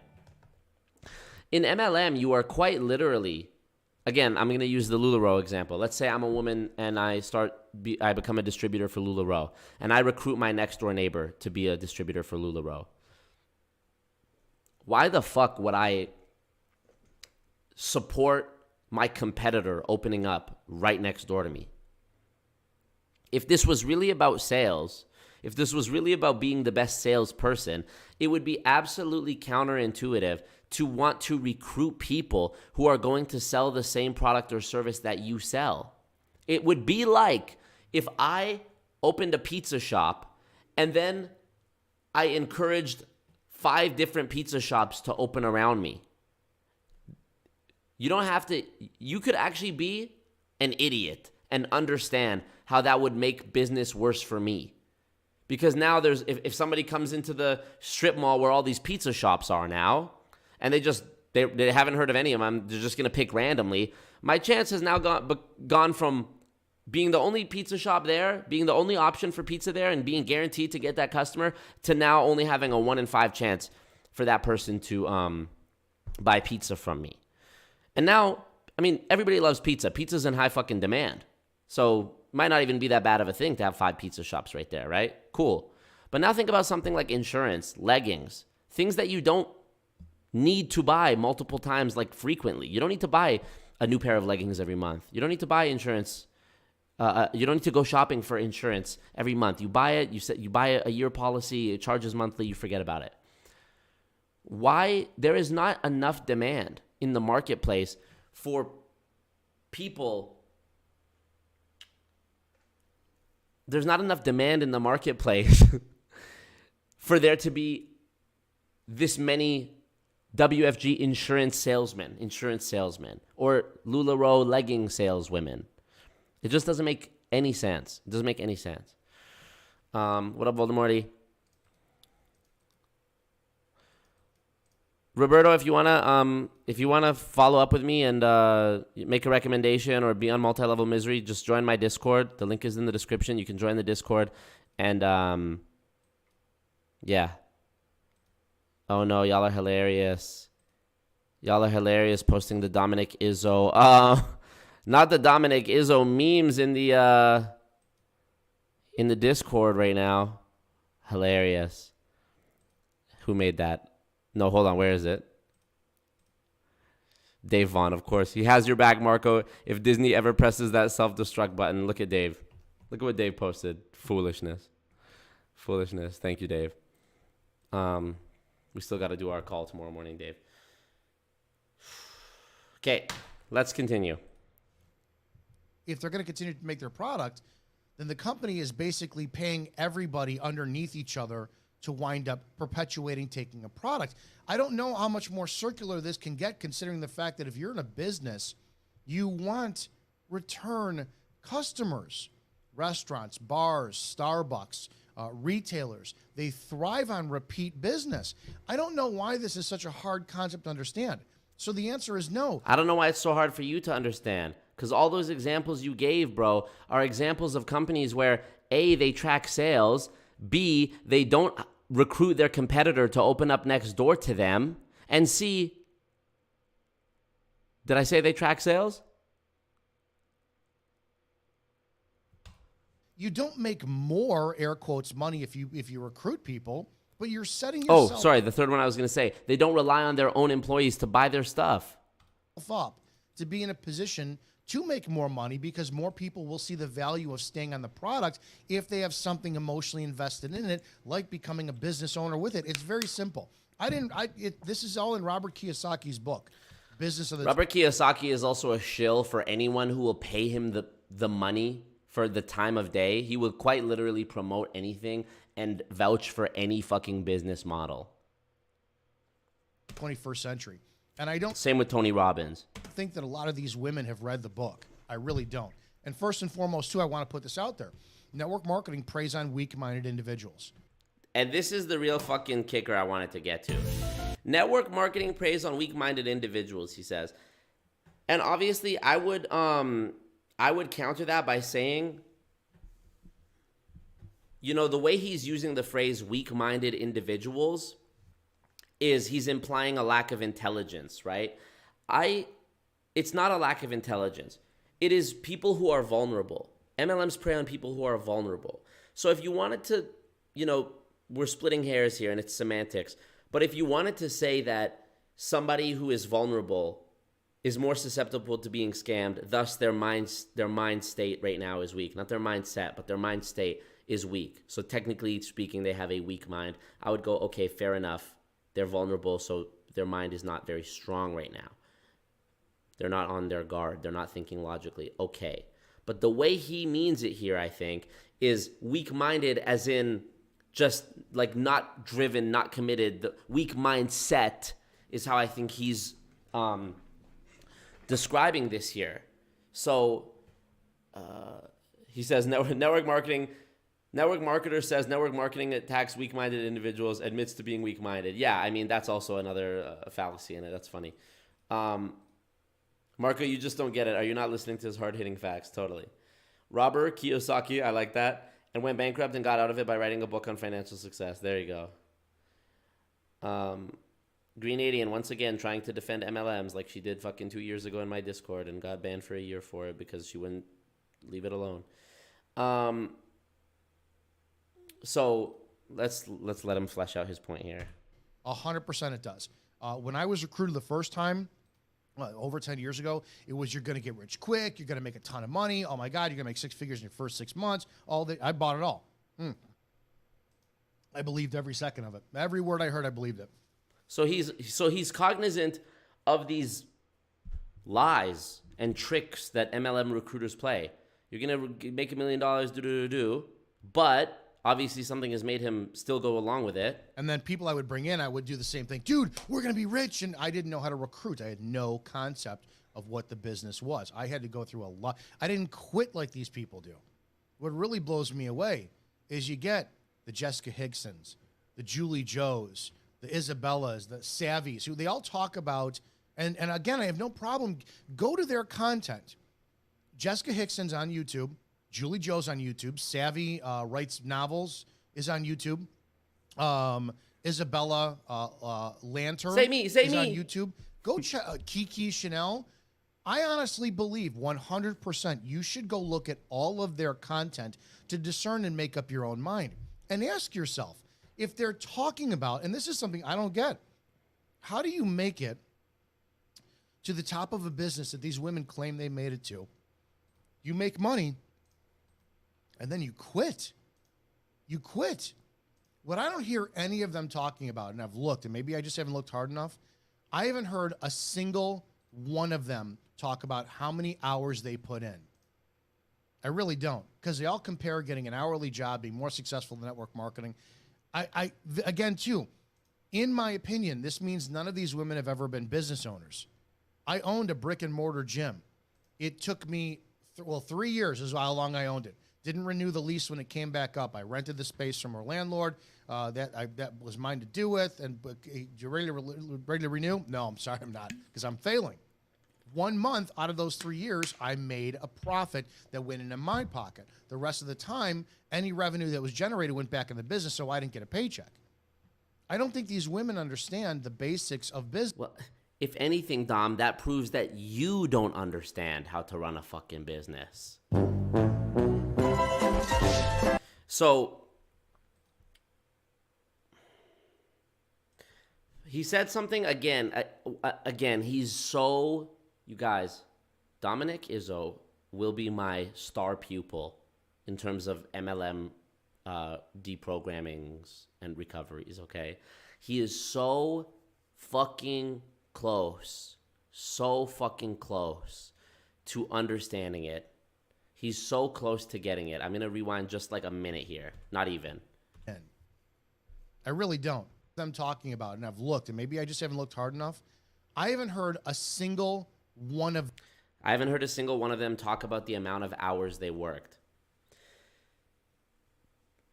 Dominick, you said that, and then right after you said they compared how being at the top of their MLM company still worked out to being less than a minimum wage job, right? So doesn't that already right there imply the amount of hours?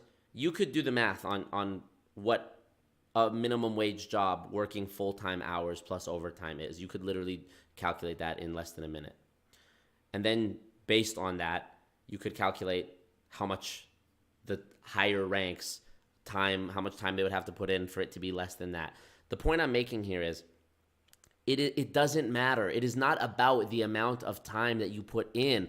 Multi-level marketing, as we saw in the very beginning on Dominick's LinkedIn, where he said, I make warriors, this page here, where he said, I make warriors. The problem is that we tell everyone anyone can do it, except you have to work hard enough, just like anyone can be an Olympian, but you have to work hard to be an Olympian, and people are just weak. No, Dominick. That is factually and categorically incorrect, bro. And you're so close to getting it. I'm going to give Dominick props, bro. He understands the high failure rate in MLM. He also understands the shady recruiting tactics. Telling people, yeah, bro, we're going to make $1 million in a couple months. He gets it. He fucking gets it, dude. He gets it. Where's the... I'm not a loser. He gets it. Okay, where's the other one? Hold on. He's beginning to believe. Thanks, Marco. You get it. It doesn't matter. The amount of work is an absolutely inconsequential variable in MLM. Like you said, Dominick, on your LinkedIn post, in order to become an Olympian, you have to work hard. Did you know that statistically you actually have a better chance of becoming a pro athlete or being in the NFL, NBA? You also cited that in the LinkedIn post. You know you actually have a better chance being in a professional sports league than making it an MLM?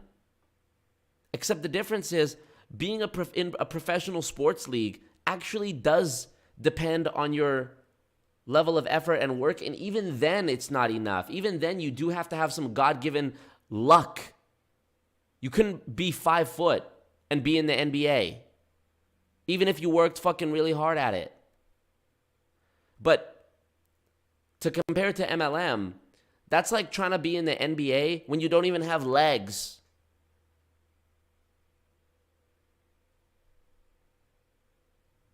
It doesn't matter how hard you work. Okay? It's part of the business model. It is designed that way. The loss rate for the 99 is the success rate for the 1. Okay? He's so close, man. He's so close. Them talk about how many hours they put in. Landlord, that was mine to do with, and you ready to renew? No, I'm sorry, I'm not, because I'm failing. 1 month out of those 3 years, I made a profit that went into my pocket. You know what's crazy about Dominick saying he had a gym for 3 years and it failed is I have thought about how like a gym is probably one of the easiest fucking businesses to run. Aside from the very expensive overhead of like buying all of the equipment, a gym is pretty low maintenance. Like you don't have to have a ton of staff. There's not a ton of yeah, you have to have janitors, and if a machine breaks, you got to fix it, or if a weight breaks, you got to buy a new one. But like, it's got a high overhead for sure. But in terms of like the actual upkeep, I literally see no reason why a gym would go out of business. Maybe another gym that was bigger and like a brand name gym, like a LA Fitness or something, opened up right next to him.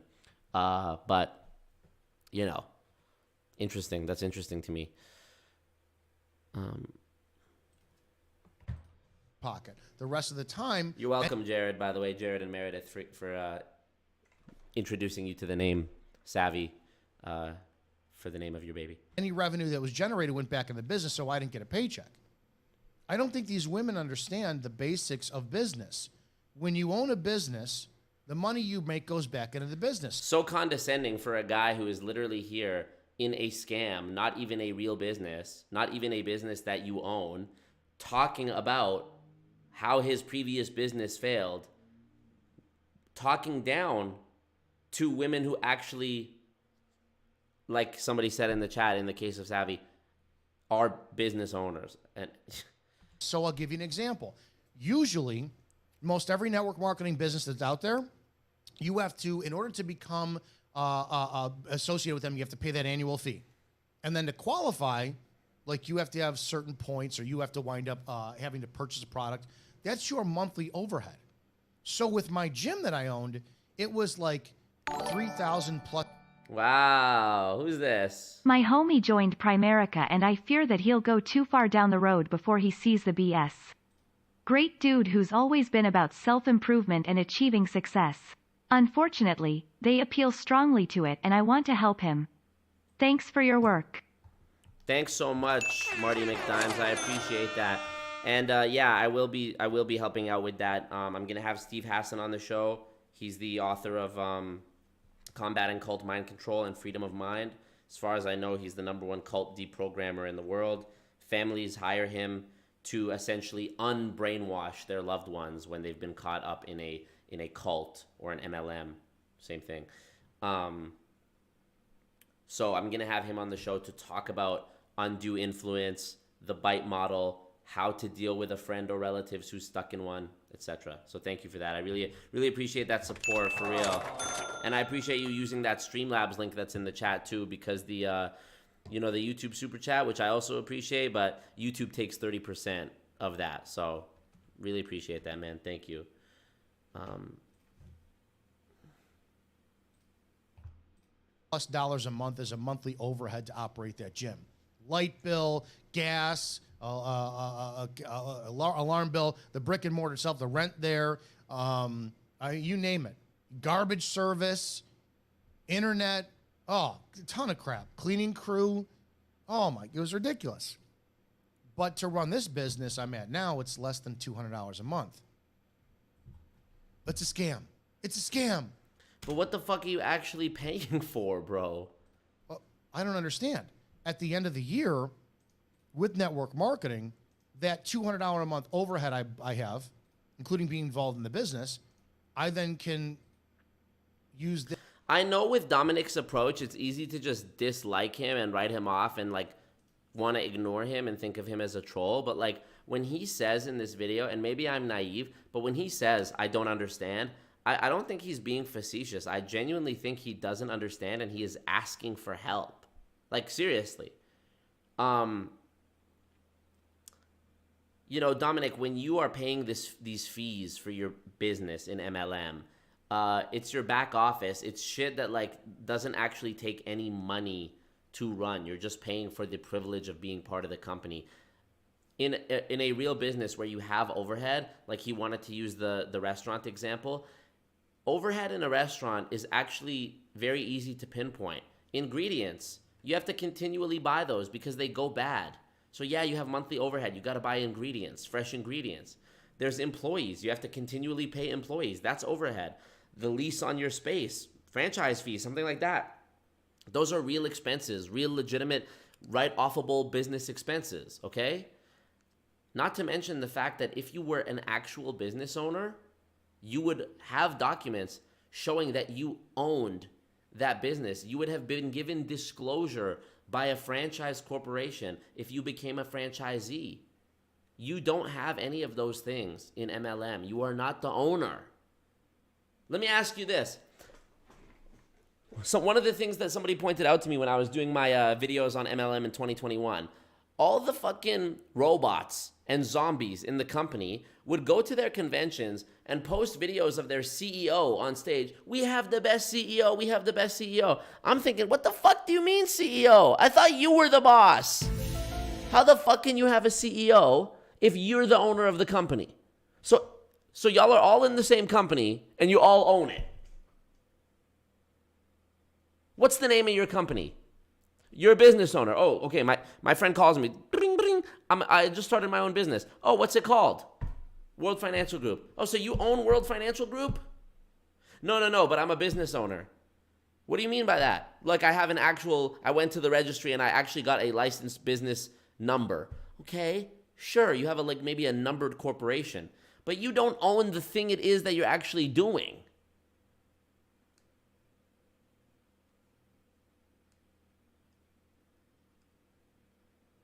All y'all are the CEO? The tax laws to write off every operating cost of my business. So again, I don't really think these women were taught this. What I do think... Between tonight's stream and last night's stream, Dominick, if you do not leave Juice Plus immediately and leave the MLM industry immediately, I know you either are a lost cause, you're too far gone, or you didn't actually like listen to me with an open mind. Because I've answered all your conjecture. I think they were taught is you're going to make 6 figures in your first 6 months. So if we rewind and say, listen, and we teach people properly, listen, our goal is to get you a car payment a month. If you spend an hour a day talking to people. What up, Sam Stark? What up, Joey? We're going to train you. We want to teach you. We want to build you. Because again, too, they haven't been built properly. I know that the network marketing business is just chock full of drama. I was a part of it for a long time, right? Everybody is just talking, just chock full of drama. And two, they haven't been built properly. I know that the network marketing business is just chock full of drama. LOL, him complaining about the MLM industry being chock full of drama when he literally runs like a MLM drama channel. He's saying this in a video called The Importance of Fighting Back Anti-MLM Queens. Like, the irony. I was a part of it for a long time, right? Everybody is just talking shit about everybody. Totally, Misha. That's totally what they do. They'll call it like the winner's circle or some shit like that. It's a patent place. Sex is all over the place. Guys, if your wife gets involved in the network marketing industry, you better make sure that you know what she's doing. I'm just going to leave it at that. It preys on weak people who don't have business skill sets. But again, it's not a scam. I'm watching half of these people go into, and they talk about YouTube now, right? And how I have a YouTube channel that's got 120,000 subscribers for a martial arts channel. And I did it for 5 years. I was making about $2,000 to $3,000 a month off of it. Then I stopped because I lost passion for it. And then my paycheck started going down because I wasn't putting out new content. I wasn't engaging with comment section. Was it a scam? So I have 120,000 subscribers still. I just started up again 2-3 months ago, and I'm not making what I used to. But is that a scam? That because I stopped working the business? I actually, you know what? I actually do understand how this can be confusing for somebody in Dominick's position, because somebody could go to him and say, well, you know, he could easily say, well, you know, 99% of YouTube channels also don't make money. So, like, how is it any different? How is it any different? You know, these anti-MLMers, they love to quote the 99% failure rate. But, like, I'm sure I could think of things like that, too. Like, 99% of people who play basketball don't make it to the NBA. 99% of the NBA also doesn't tell random kids playing basketball in, like, some community basketball court that if they sign up, they could be in the NBA in 3 months or a year. That's part of the deceptive marketing, is like the false expectations of it. And actually, to be fair, when it comes to YouTube, he brought up that example. Probably it's way less than 1%. It's probably 0.00000 something percent of people who've ever uploaded a YouTube video that will ever make a penny. Probably. But YouTube actually pays you for ads being ran on your video. I don't have to keep buying. Like, I don't pay anything for my YouTube account. You could buy YouTube Premium, a service, but I don't pay anything to be on YouTube. I also don't have to recruit other YouTubers who make videos and recruit other YouTubers to be on YouTube. It's such a false equivalence. And the biggest key difference is he just is blind to them. The key difference is that actually answer his question and get to the heart of why MLM is a scam. He just can't see them because he's hung up on the, like, well, 99% of, well, it's like, dude, do you want an answer or not? These women out there are now talking about affiliate marketing. And I want to get to a comment really fast here.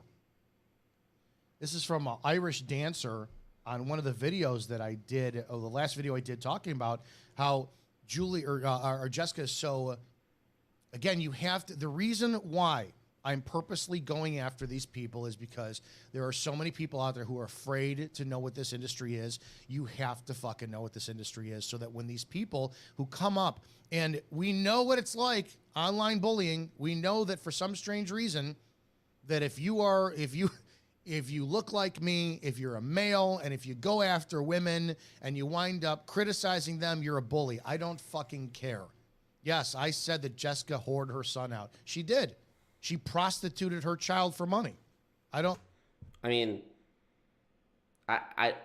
look.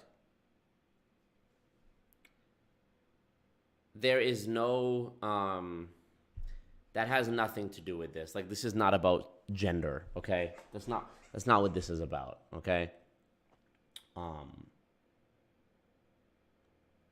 That's not what this is about. And he's trying to back up what he's saying by being like, I stand by what I said. This woman, she whored her son out. She prostituted her son out. I think you maybe, Dominic, I think you maybe got flack for that. Not because you were trying to call out some hypocrisy or some sort of social media behavior that you didn't like, but you realize that the words whore and prostitute imply sex for money, right? I know that you're being like hyperbolic and this is how you like, you make your points and you're trying to be like jarring and, you're trying to be, I get it. Darth Vader, I get it. But when you use the words whore, prostitute, regarding like a young kid, that is what you're saying. You're saying, you're implying sex for money. So of course people are going to look at you like a bully, Just like, be a professional. I don't know what I don't know what other way to wind up putting it when you're so anti the tactics of what people use and then leverage your child to wind up asking for donations and money. I don't get it. If you watch the video on Jessica's Instagram page, her son clearly asks people to buy the bracelets. You are reaching here. True, she had a Venmo there too. She had, if you're out of town, I have Venmo and PayPal. People want to give donations. I'm sure they're going to go right ahead and do it. The link tree is for affiliate marketing, which is different from network marketing. It is different from network marketing. Strange. Because last night on my stream, we watched an example of you pulling up Kiki Chanel, her Instagram link with the Walmart affiliate links, and you said that it was network marketing. You said she's marketing to her network and she gets a commission off these affiliate links. So Dominic, you've even confused yourself regarding what I was talking about before, how like the MLM industry mixes up the language to confuse people and throw them off the scent of what's really going on. You are even a pro at like they've got you so good, bro, that you're now gaslighting yourself. It's like the shit I said about Kleenex. People just call it Kleenex now, even though it's called tissue paper. Thanks, Marco. You're welcome. So it's a different, affiliate marketing is different than network marketing, different than MLM, but last night you said that they're the same thing. Yes, it is. It's one and done. Exactly. Listen to this, you guys. Please listen to this, because it's almost like we're looking at a completely different person than who we watched last night. Want to give donations, I'm sure they're going to go right ahead and do it. The link tree is for affiliate marketing, which is different from network marketing. Yes, it is. It's one and done, meaning that there's no perpetuation. If I have a link tree, buy my t-shirt, DominickIzzo.com, you buy the t-shirt, I get $5 out of it. It's one and done. Exactly. One and done. That is not MLM. It's in the name. Multi-level. That's it. So maybe there's a discount code and I get a percentage of that. It's one and done. Exactly. You're almost there, Dominic. You're almost there. Please tell me he's gonna get it, y'all. He's almost there. He's beginning to believe. He's almost there. Obama. Please get it. Please don't fuck this up, Dom. You're almost there. You're right. Network marketing is continuing through your network. It incentivizes people like me to say, okay, I got Jane underneath me, Paul underneath her, this and that. Wait a second. So you're telling me I will make more money if Jane and Paul and John and Judy are all successful? That drives me to work harder for them. Wait. Go back. Dominic, you were so close right there.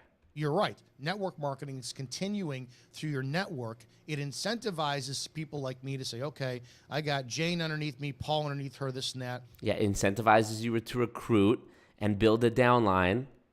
And what did we lose during this transition from affiliate marketing, one and done, to now MLM network marketing? What did we lose? We lost sales, actually selling a thing. You said, you sell the t-shirt, you get $5, it's a one and done. You are recruiting people who are not selling shit. Bro, Dominic, you are too, and I'm not being ageist, but you're too old to still not get this. For fuck's sake, man. Wait a second. So you're telling me I will make more money if Jane and Paul and John and Judy are all successful? Successful at what? Selling shit or recruiting more people? Also, think about how fragile that is. You're building a castle on sand. You're building a castle you're building a house of cards, really. Because what people don't think about is this. Let's say I start building my downline, right? I get 5 people, they get 5 people, they get 5 people, the typical downline tree, okay? If I get 5 people, nobody leaves, they get 5 people, nobody leaves, on and on, it is unanimous. It is fact that I'm going to increase in rank. My rank is going to go up, my bonuses are going to increase, right? But what happens if one person way down the chain who I've never even met leaves? Well, now this is fucking up the qualification calculation because these comp plans are so convoluted. You need to have 3 RVPs in 2 of your downline legs to be an SVP, but you also need to have the personal volume. But to be the... So what if in one of my legs where there's an RVP in this leg and then there's a regional leader in this leg and another RVP in this leg and then one of my RVPs downlines their recruits leaves, doesn't that then affect the eligibility of every single person above them going back up to the very top? And if there's even one little thing that's out of place in my downline, guess what? I no longer qualify. So I can keep going around and parading myself to everyone in the company that I'm a senior vice president, even though I only actually hit that rank one time maybe.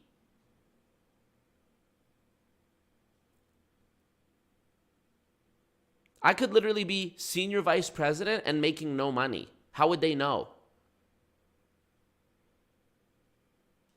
Maybe I earned $100,000 one time, and now for the rest of my career in the company, I'm known as $100,000 earner Marco, even though I may very well not be making any money. And you know what, Dominic, if this business, so you call it, if this business was so if it was the way, and you of all people, a strong man, you have no obstacles, no wife, no kids, if anybody's going to do it and you talk about you build warriors and whatever, how come this is now your 3rd multi-level marketing company? How come you're not how come I haven't heard of you yet? How come you're not huge? How come you're not a fucking billionaire? What up, Ed Tyler?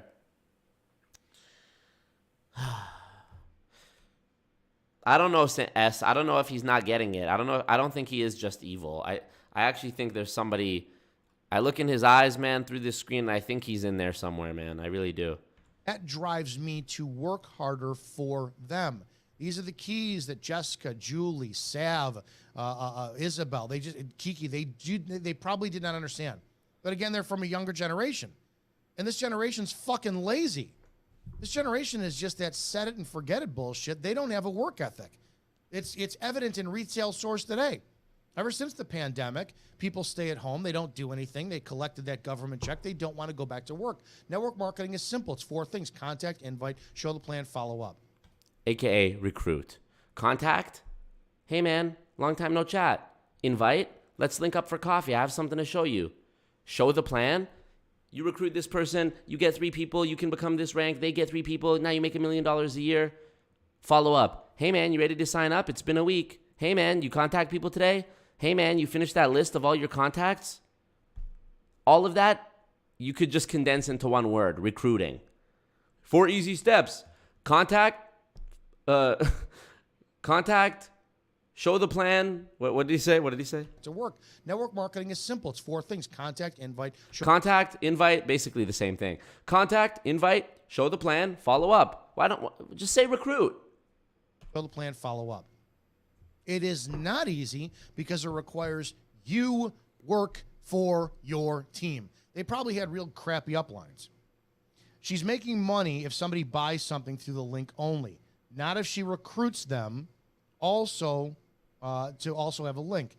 MLMs don't pay you for all the work you do. It's not a real job. Well, Irish Dancer, you have clearly never been a business owner. All the hours I put into a YouTube channel I have when I don't make money, I work, I don't get paid. I just saw another woman who talked about she's got 8,000 subscribers on her YouTube channel, and she hasn't gotten paid yet. But just keep doing it. Keep doing it for the passion. Keep doing it for this. NPaz says, you're not going to get through to this guy. I know people like him. One-track minded, stone-headed, aggressive, would rather die before admitting there's something wrong or he made a mistake. Overly confident in their bullshit, etc. Not going to happen. I really hope that isn't true. Look, Dominic, I am not, I promise, cross my heart and hope to die, that if you were to come around and just relax into the idea a little bit, that maybe what you've been led to believe thus far is wrong, and that maybe you are a person who, because of your background in fields like QAnon, the police force, establishments where it is dependent on groupthink and follow the leader and faith-based lifestyle, believing without evidence, if you would just consider the possibility of what I'm saying, and really hear me out. Look, dude, I'll make you a deal. If you were to leave MLM, if you were to leave multi-level marketing, I'm not gonna use the false language. If you were to leave multi-level marketing, I promise you, I would not hold it over your head and make it a thing and be like, I told you so. You're an idiot. I don't think you're an idiot. You're obviously a capable man. I wouldn't do that. As a matter of fact, I would incentivize you to open your mind, because if you left MLM, not only would so many people be so proud of you, but dude, just in the last 2 days, tonight and yesterday, of me reacting to your content on my stream, you've had more exposure to people than you have 464 subscribers, and just the stream yesterday has 3,000 some views, I think. So I say this to say, if you were to actually consider, and by some miracle you left MLM, bro, I would love to collaborate with you to get your insight. I would love for you to come on the show. I would love to do an episode of something with you. You know what I mean? I would love to chop it up, even just privately. You know what I mean? We have a mutual enemy in Scott Johnson. That could be something. That could be fun to talk about. I would help you. I would tell people, subscribe to my boy Dominick. He's out here doing his thing. He's following his passions. He's working hard. He's another reclaimed soul who woke up. I would tell people to subscribe to you. I'd help you get monetized. I'd tell you everything I know about, internet marketing, Reddit, you name it. I got you. It's not to try to dunk on you or criticize you. I genuinely, I'm not anti-MLM because I'm anti the people. I'm anti-MLM because I think MLM is this parasite that brainwashes and changes people and destroys people. I'm doing this because I love people. I'm doing this because I want to help you. For real, you specifically, bro. I see it. You're a good guy. I want to help you. And I know that you obviously have some desire within yourself to help people as well, because you were a police officer, So, and you took an oath to protect and serve when you were a cop. So, please just consider it, man. Please consider it. So. Just keep doing it. This is work. I'm putting out content right now. I don't get paid for on this, but this is work because I'm perpetuating my passion to hopefully educate others. When I did own my gym, as well too, there were tons of hours that I had to put in where you don't get paid. This is why that people. When I did own my gym, as well too, there were tons of hours that I had to put in where you don't get paid. This is why. When he was what? There were tons of hours. When I did own my gym, as well too.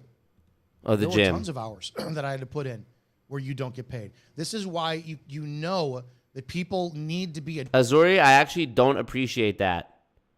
I don't appreciate you commenting on his video and telling him to debate me, because I literally said that I was not open to doing that. So, I don't appreciate when people like you go and stir the pot with people I'm actually trying to help, or give them hate comments or shit like that, just so that you can sit back in your underwear and have content to watch. When I made the first video that I made in 2021, and people started going and messaging in Fidel hateful shit, you guys are fucking whack for that. So, Azuri, you're fucking whack for that. Addressed. These things need to be addressed. network marketing, it's not a real job. 100% it's not a real job. It's a business. Oh, it's not. Everyone who's going out there saying, oh, it's not a business. You have never owned a business. I don't know what else to tell you. Getting my ass kicked in the real world, having a brick and mortar, taught me more about network marketing and the beauty and the benefits of it than anything else. That's why the most successful people in network marketing, they go after business owners because they understand this. Why would you want to do all that work only to get paid if I sell something or recruit someone? You couldn't pay me enough to be in an MLM. We don't want you in this business. One of the other things, too, is hopefully this information will come out and you will have good conversations discerning with the people that you are trying to bring in your business, so you will not recruit a Julie, a Jessica, an Irish dancer, a Sav, a Kiki. You don't want these people. The worst thing in the world is they'll wind up doing your business. They don't put in the hard work, and then they'll leave and say, oh, Izzo got me in one of those scam businesses. I agree, Dave. That's a great idea. Dominic, in case you're watching, Dave says Dominic would have a great insight on straightening out police forces, which seemed to be one of his aims before all this content creator dunking. Coming out of Q as a retired cop is a story to tell. Totally, bro.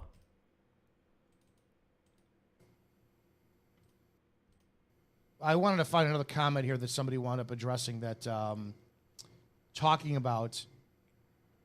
Oh, yeah, this was from Network Marketing Facts talking about Jessica, who has a problem with the fact they said she's whoring out her child. Jessica literally criticized an It Works rep for exploiting her children in a video 3 weeks ago, and then the rep had her children pass out business cards in a parking lot. That was terrible, and it's equally as bad as this. Hypocrisy is real, and those are the facts. This may get petty, and I don't really care. It has to. No, it doesn't. No, it doesn't have to. No, it doesn't have to, Dom. If you're looking to get involved in this industry, you need to know that there are going to be so many critics about what you're doing because they just don't know. They just don't know.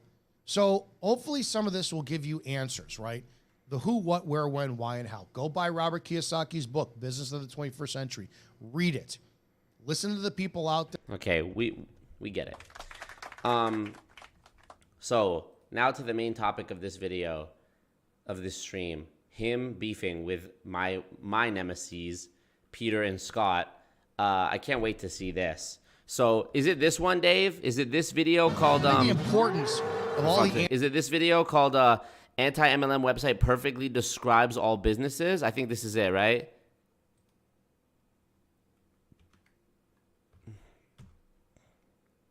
This is the one where you said he talks about Scott and Peter, right? I'm skimming through right now to see if this is the one.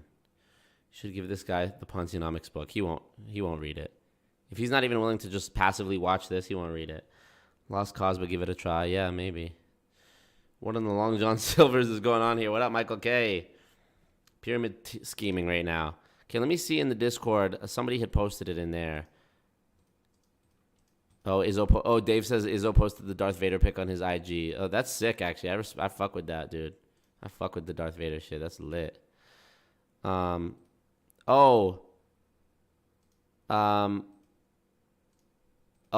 So here. Let's check this out. So, Dominic posted this on his story. I won't be beaten on this topic. No one will debate me, but they will spend hours trying to debunk me, and they can't. They won't debate me, but they'll live stream about 4 hours about me. I didn't stream for 4 hours about you, Dominic. If you watched even a bit of the stream, you know that I did a segment where I was reacting to your video, and I spent only as long as it took me to get through your video and address all your fallacies. And I spent no more time on it after that.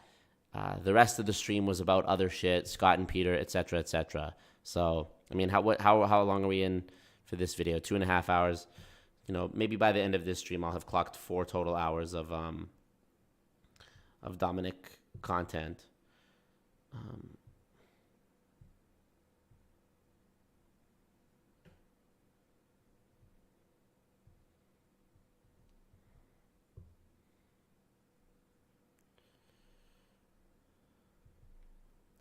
I gotta see if this was the right video that I'm looking at here.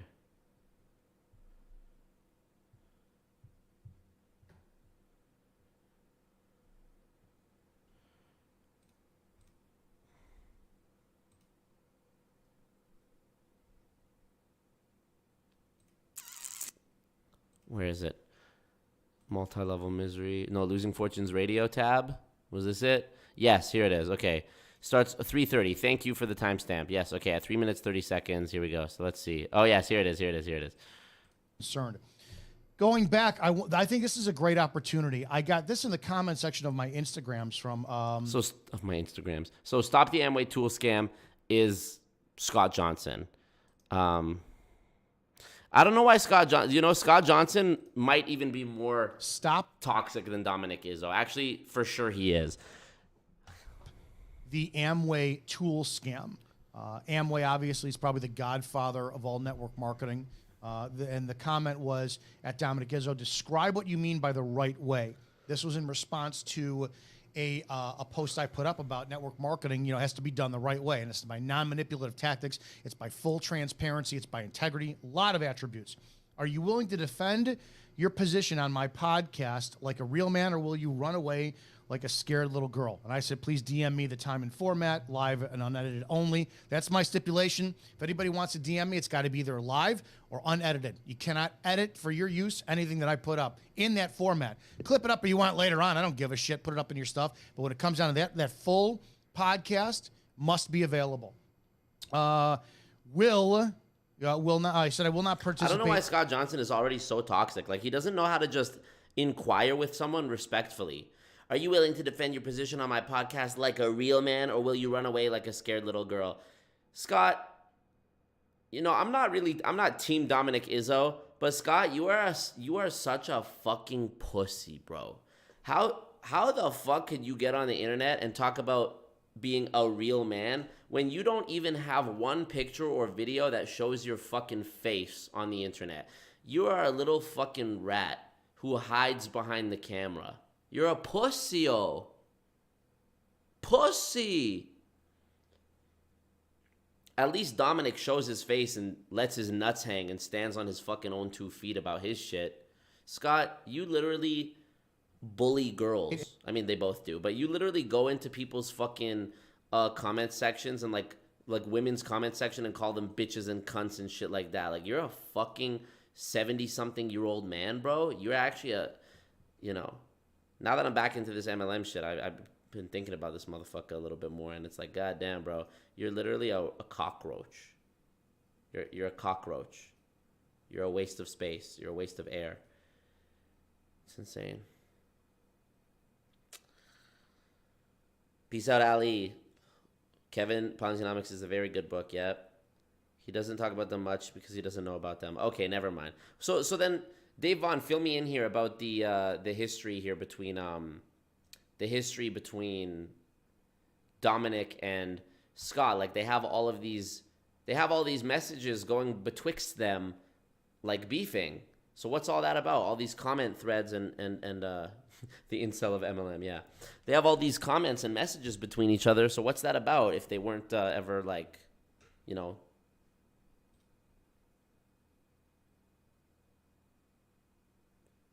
Interesting.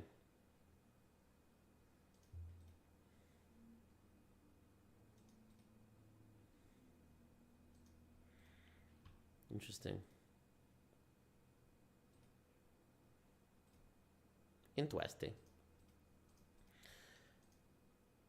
Will you face the bull or flee like a little girly child? Hilarious. I would actually put up the money from my own pocket to see Scott Johnson and Dominick Izzo have like a real life boxing match. I wouldn't even need it to be a boxing match. I would just want them to meet face to face and let their both of their respective like alphas duke it out. See what happens. I just came from brunch. Thank you, Singular. Actually, Jared, I think Tex still is banned. But you know what? I'm gonna go ahead and unban Tex. Scott, Tex, Johnson. Here it is. I'm gonna this is the original one where he went on Savvy's stream and said that he thinks that women who get SA'd are like, they're asking for it. Of course, nothing that shows his face. Pussy-o. Oh wow, his featured channels. Look at his featured channels. Philip, me, even my goons, Water Bucket Gaming, bunch of anti-MLM creators, all women. I mean, just look, this is how many women he's like creeping on and like fucking harassing, bro. Also, I think he thinks that this is where his subscriptions are. Like, I don't think he knows how to use YouTube, and like he's putting all of his the people that he is trying to subscribe to on on this page by mistake. I think it's literally a mistake. Another anti-MLM creator here. I'm checking out some of these channels here because I'm trying to see, like, are these all anti-MLM people he's featuring? Here's his channel. Is he blocked? Here, unblock user. There we go. There you go. There you go, Tex. Pull up. You got it. You got this. You're broke! You're fucking poor! Oh, it happened in a day, says Dave. Nice. Both hated each other almost immediately. To this day, I've not come across one person on the internet who has had a good interaction with Scott Johnson. Like, literally, I'm not just saying that. I have not found one person in all the evidence that I've seen of, like, all the examples of Scott Johnson commenting on people's videos, messaging, like screenshots of messages with people. I have never seen one positive or even neutral reaction. It has always almost immediately gone to shit. That's how much of a, like, cock this guy is.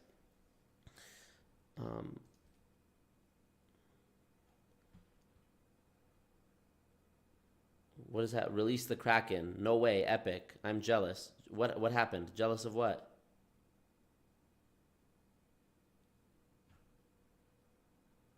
What happened? Cock Johnson. Exactly, Panda. Exactly. Got him. Hey, good luck at the job, Nada. Starting a new job tomorrow. Any tip? Hey, man. Just be kind. Be kind to everybody. See what happens. Release the Kraken, unbanning Scott. But why is Voldemorty jealous? What are you jealous of? Unbanning Scott is releasing the Kraken. Hilarious. You want that gym freestyle, man. Hey, that was like 2 years ago, but shout out to you for that. Damn. Okay, well, unless I'm going to talk about the CoffeeZilla shit, then I got to end the stream because I am saving the other thing I want to discuss, which I'm not going to discuss, but if you go and watch my, if you join the Discord, if you click the link in the description and join my Discord, you will be able to see what I'm alluding to. I'm going to be talking on Wednesday's stream about something very exciting. I'm going to be giving you an update. Going to be giving you an update on the next infiltrating a pyramid scheme video. It's going to be the best one yet, in my opinion, just based off the material I have so far for it. So yeah, join the Discord if you want to know. If you want the little early, it's Sunday now. If you want the little sneak peek 3 days early, go check it. Go check it. Swear I heard your beat on a 21 Savage music vid. That'd be lit. Oh yes, you did. The gym freestyle beat is actually the song Op Stoppa by YBN Namir, I think, and 21. That's the beat. I actually stole their beat. No one uses the channels tab like that. No one ever. Exactly. All right, y'all. Well, we still got 100 people, but you know what? I got enough people saying 4 hours was too long, so I'm going to end it. And really appreciate all the people who supported. Wow, man. The donos have been coming in like crazy. Marty McDimes, Mr. There Is No Spoon, Zemzen, Mavo, Joey K. Yeah, man. You guys have been really brucking off that back crazy, so I appreciate you. And the super chats, too. I want to thank you guys for that. Aaron, Julie, can I scroll back far enough? Sam Music, Alexis Investor Mindset, terrible name. The Best Daryl, Morgan, Aaron, Eli, Julie. I appreciate the fuck out of you guys, man. And I'm hoping, what's today, the 22nd? I probably, full disclosure, actually guaranteed, and this is important, I'm not going to have the new Infiltrating a Pyramid Scheme out within this month. Please, for the love of fuck, do not ask me when is it coming. It is my primary focus right now. I am working on it. It takes a lot of time to edit. I'm doing everything by myself. There is hours upon hours upon hours of Zoom call footage, Primerica meeting footage, etc. to go through, to sift through. It is going to take time. If you want it out faster, donate $1,000 to me so I can hire an editor to get it done in fucking half the time. If not, please just let me get it done. And in the meantime, enjoy the live streams. That's tons of content right there already. The multi-level misery, chill on me. Please fucking chill on me. So, yeah, appreciate you guys. Thank you. Thank you, Ed Tyler says congrats on the stream. Thank you, Mr. There's No Spoon. Thank you, Green Alien, for being in the cult for 2 months. Thank you so much. Thank you. Obama. Billions and billions. I can't believe I didn't use this more. So thank you guys. Thanks, Marco. Pleasure. It's my pleasure. NPaz, peace out. Lucy Tunes, all you guys. Ed Tyler. Text following Water Bucket Gaming is crazy, for real. You made it. Lee tries, Wagwan, Boris. Thanks, Ed. I appreciate that. Huang Guan gang, yeah. Where's Kinka? He can have some editing to do. Yep. NPaz says, I love it. Thumbs up the team. Marco. There you go. Marco. All right, guys. Much love. Peace out. Be safe. Be good. Do good in the world. And see you on Wednesday. Oh, Giuliano's live. Let's go in the Discord. Peace out, y'all.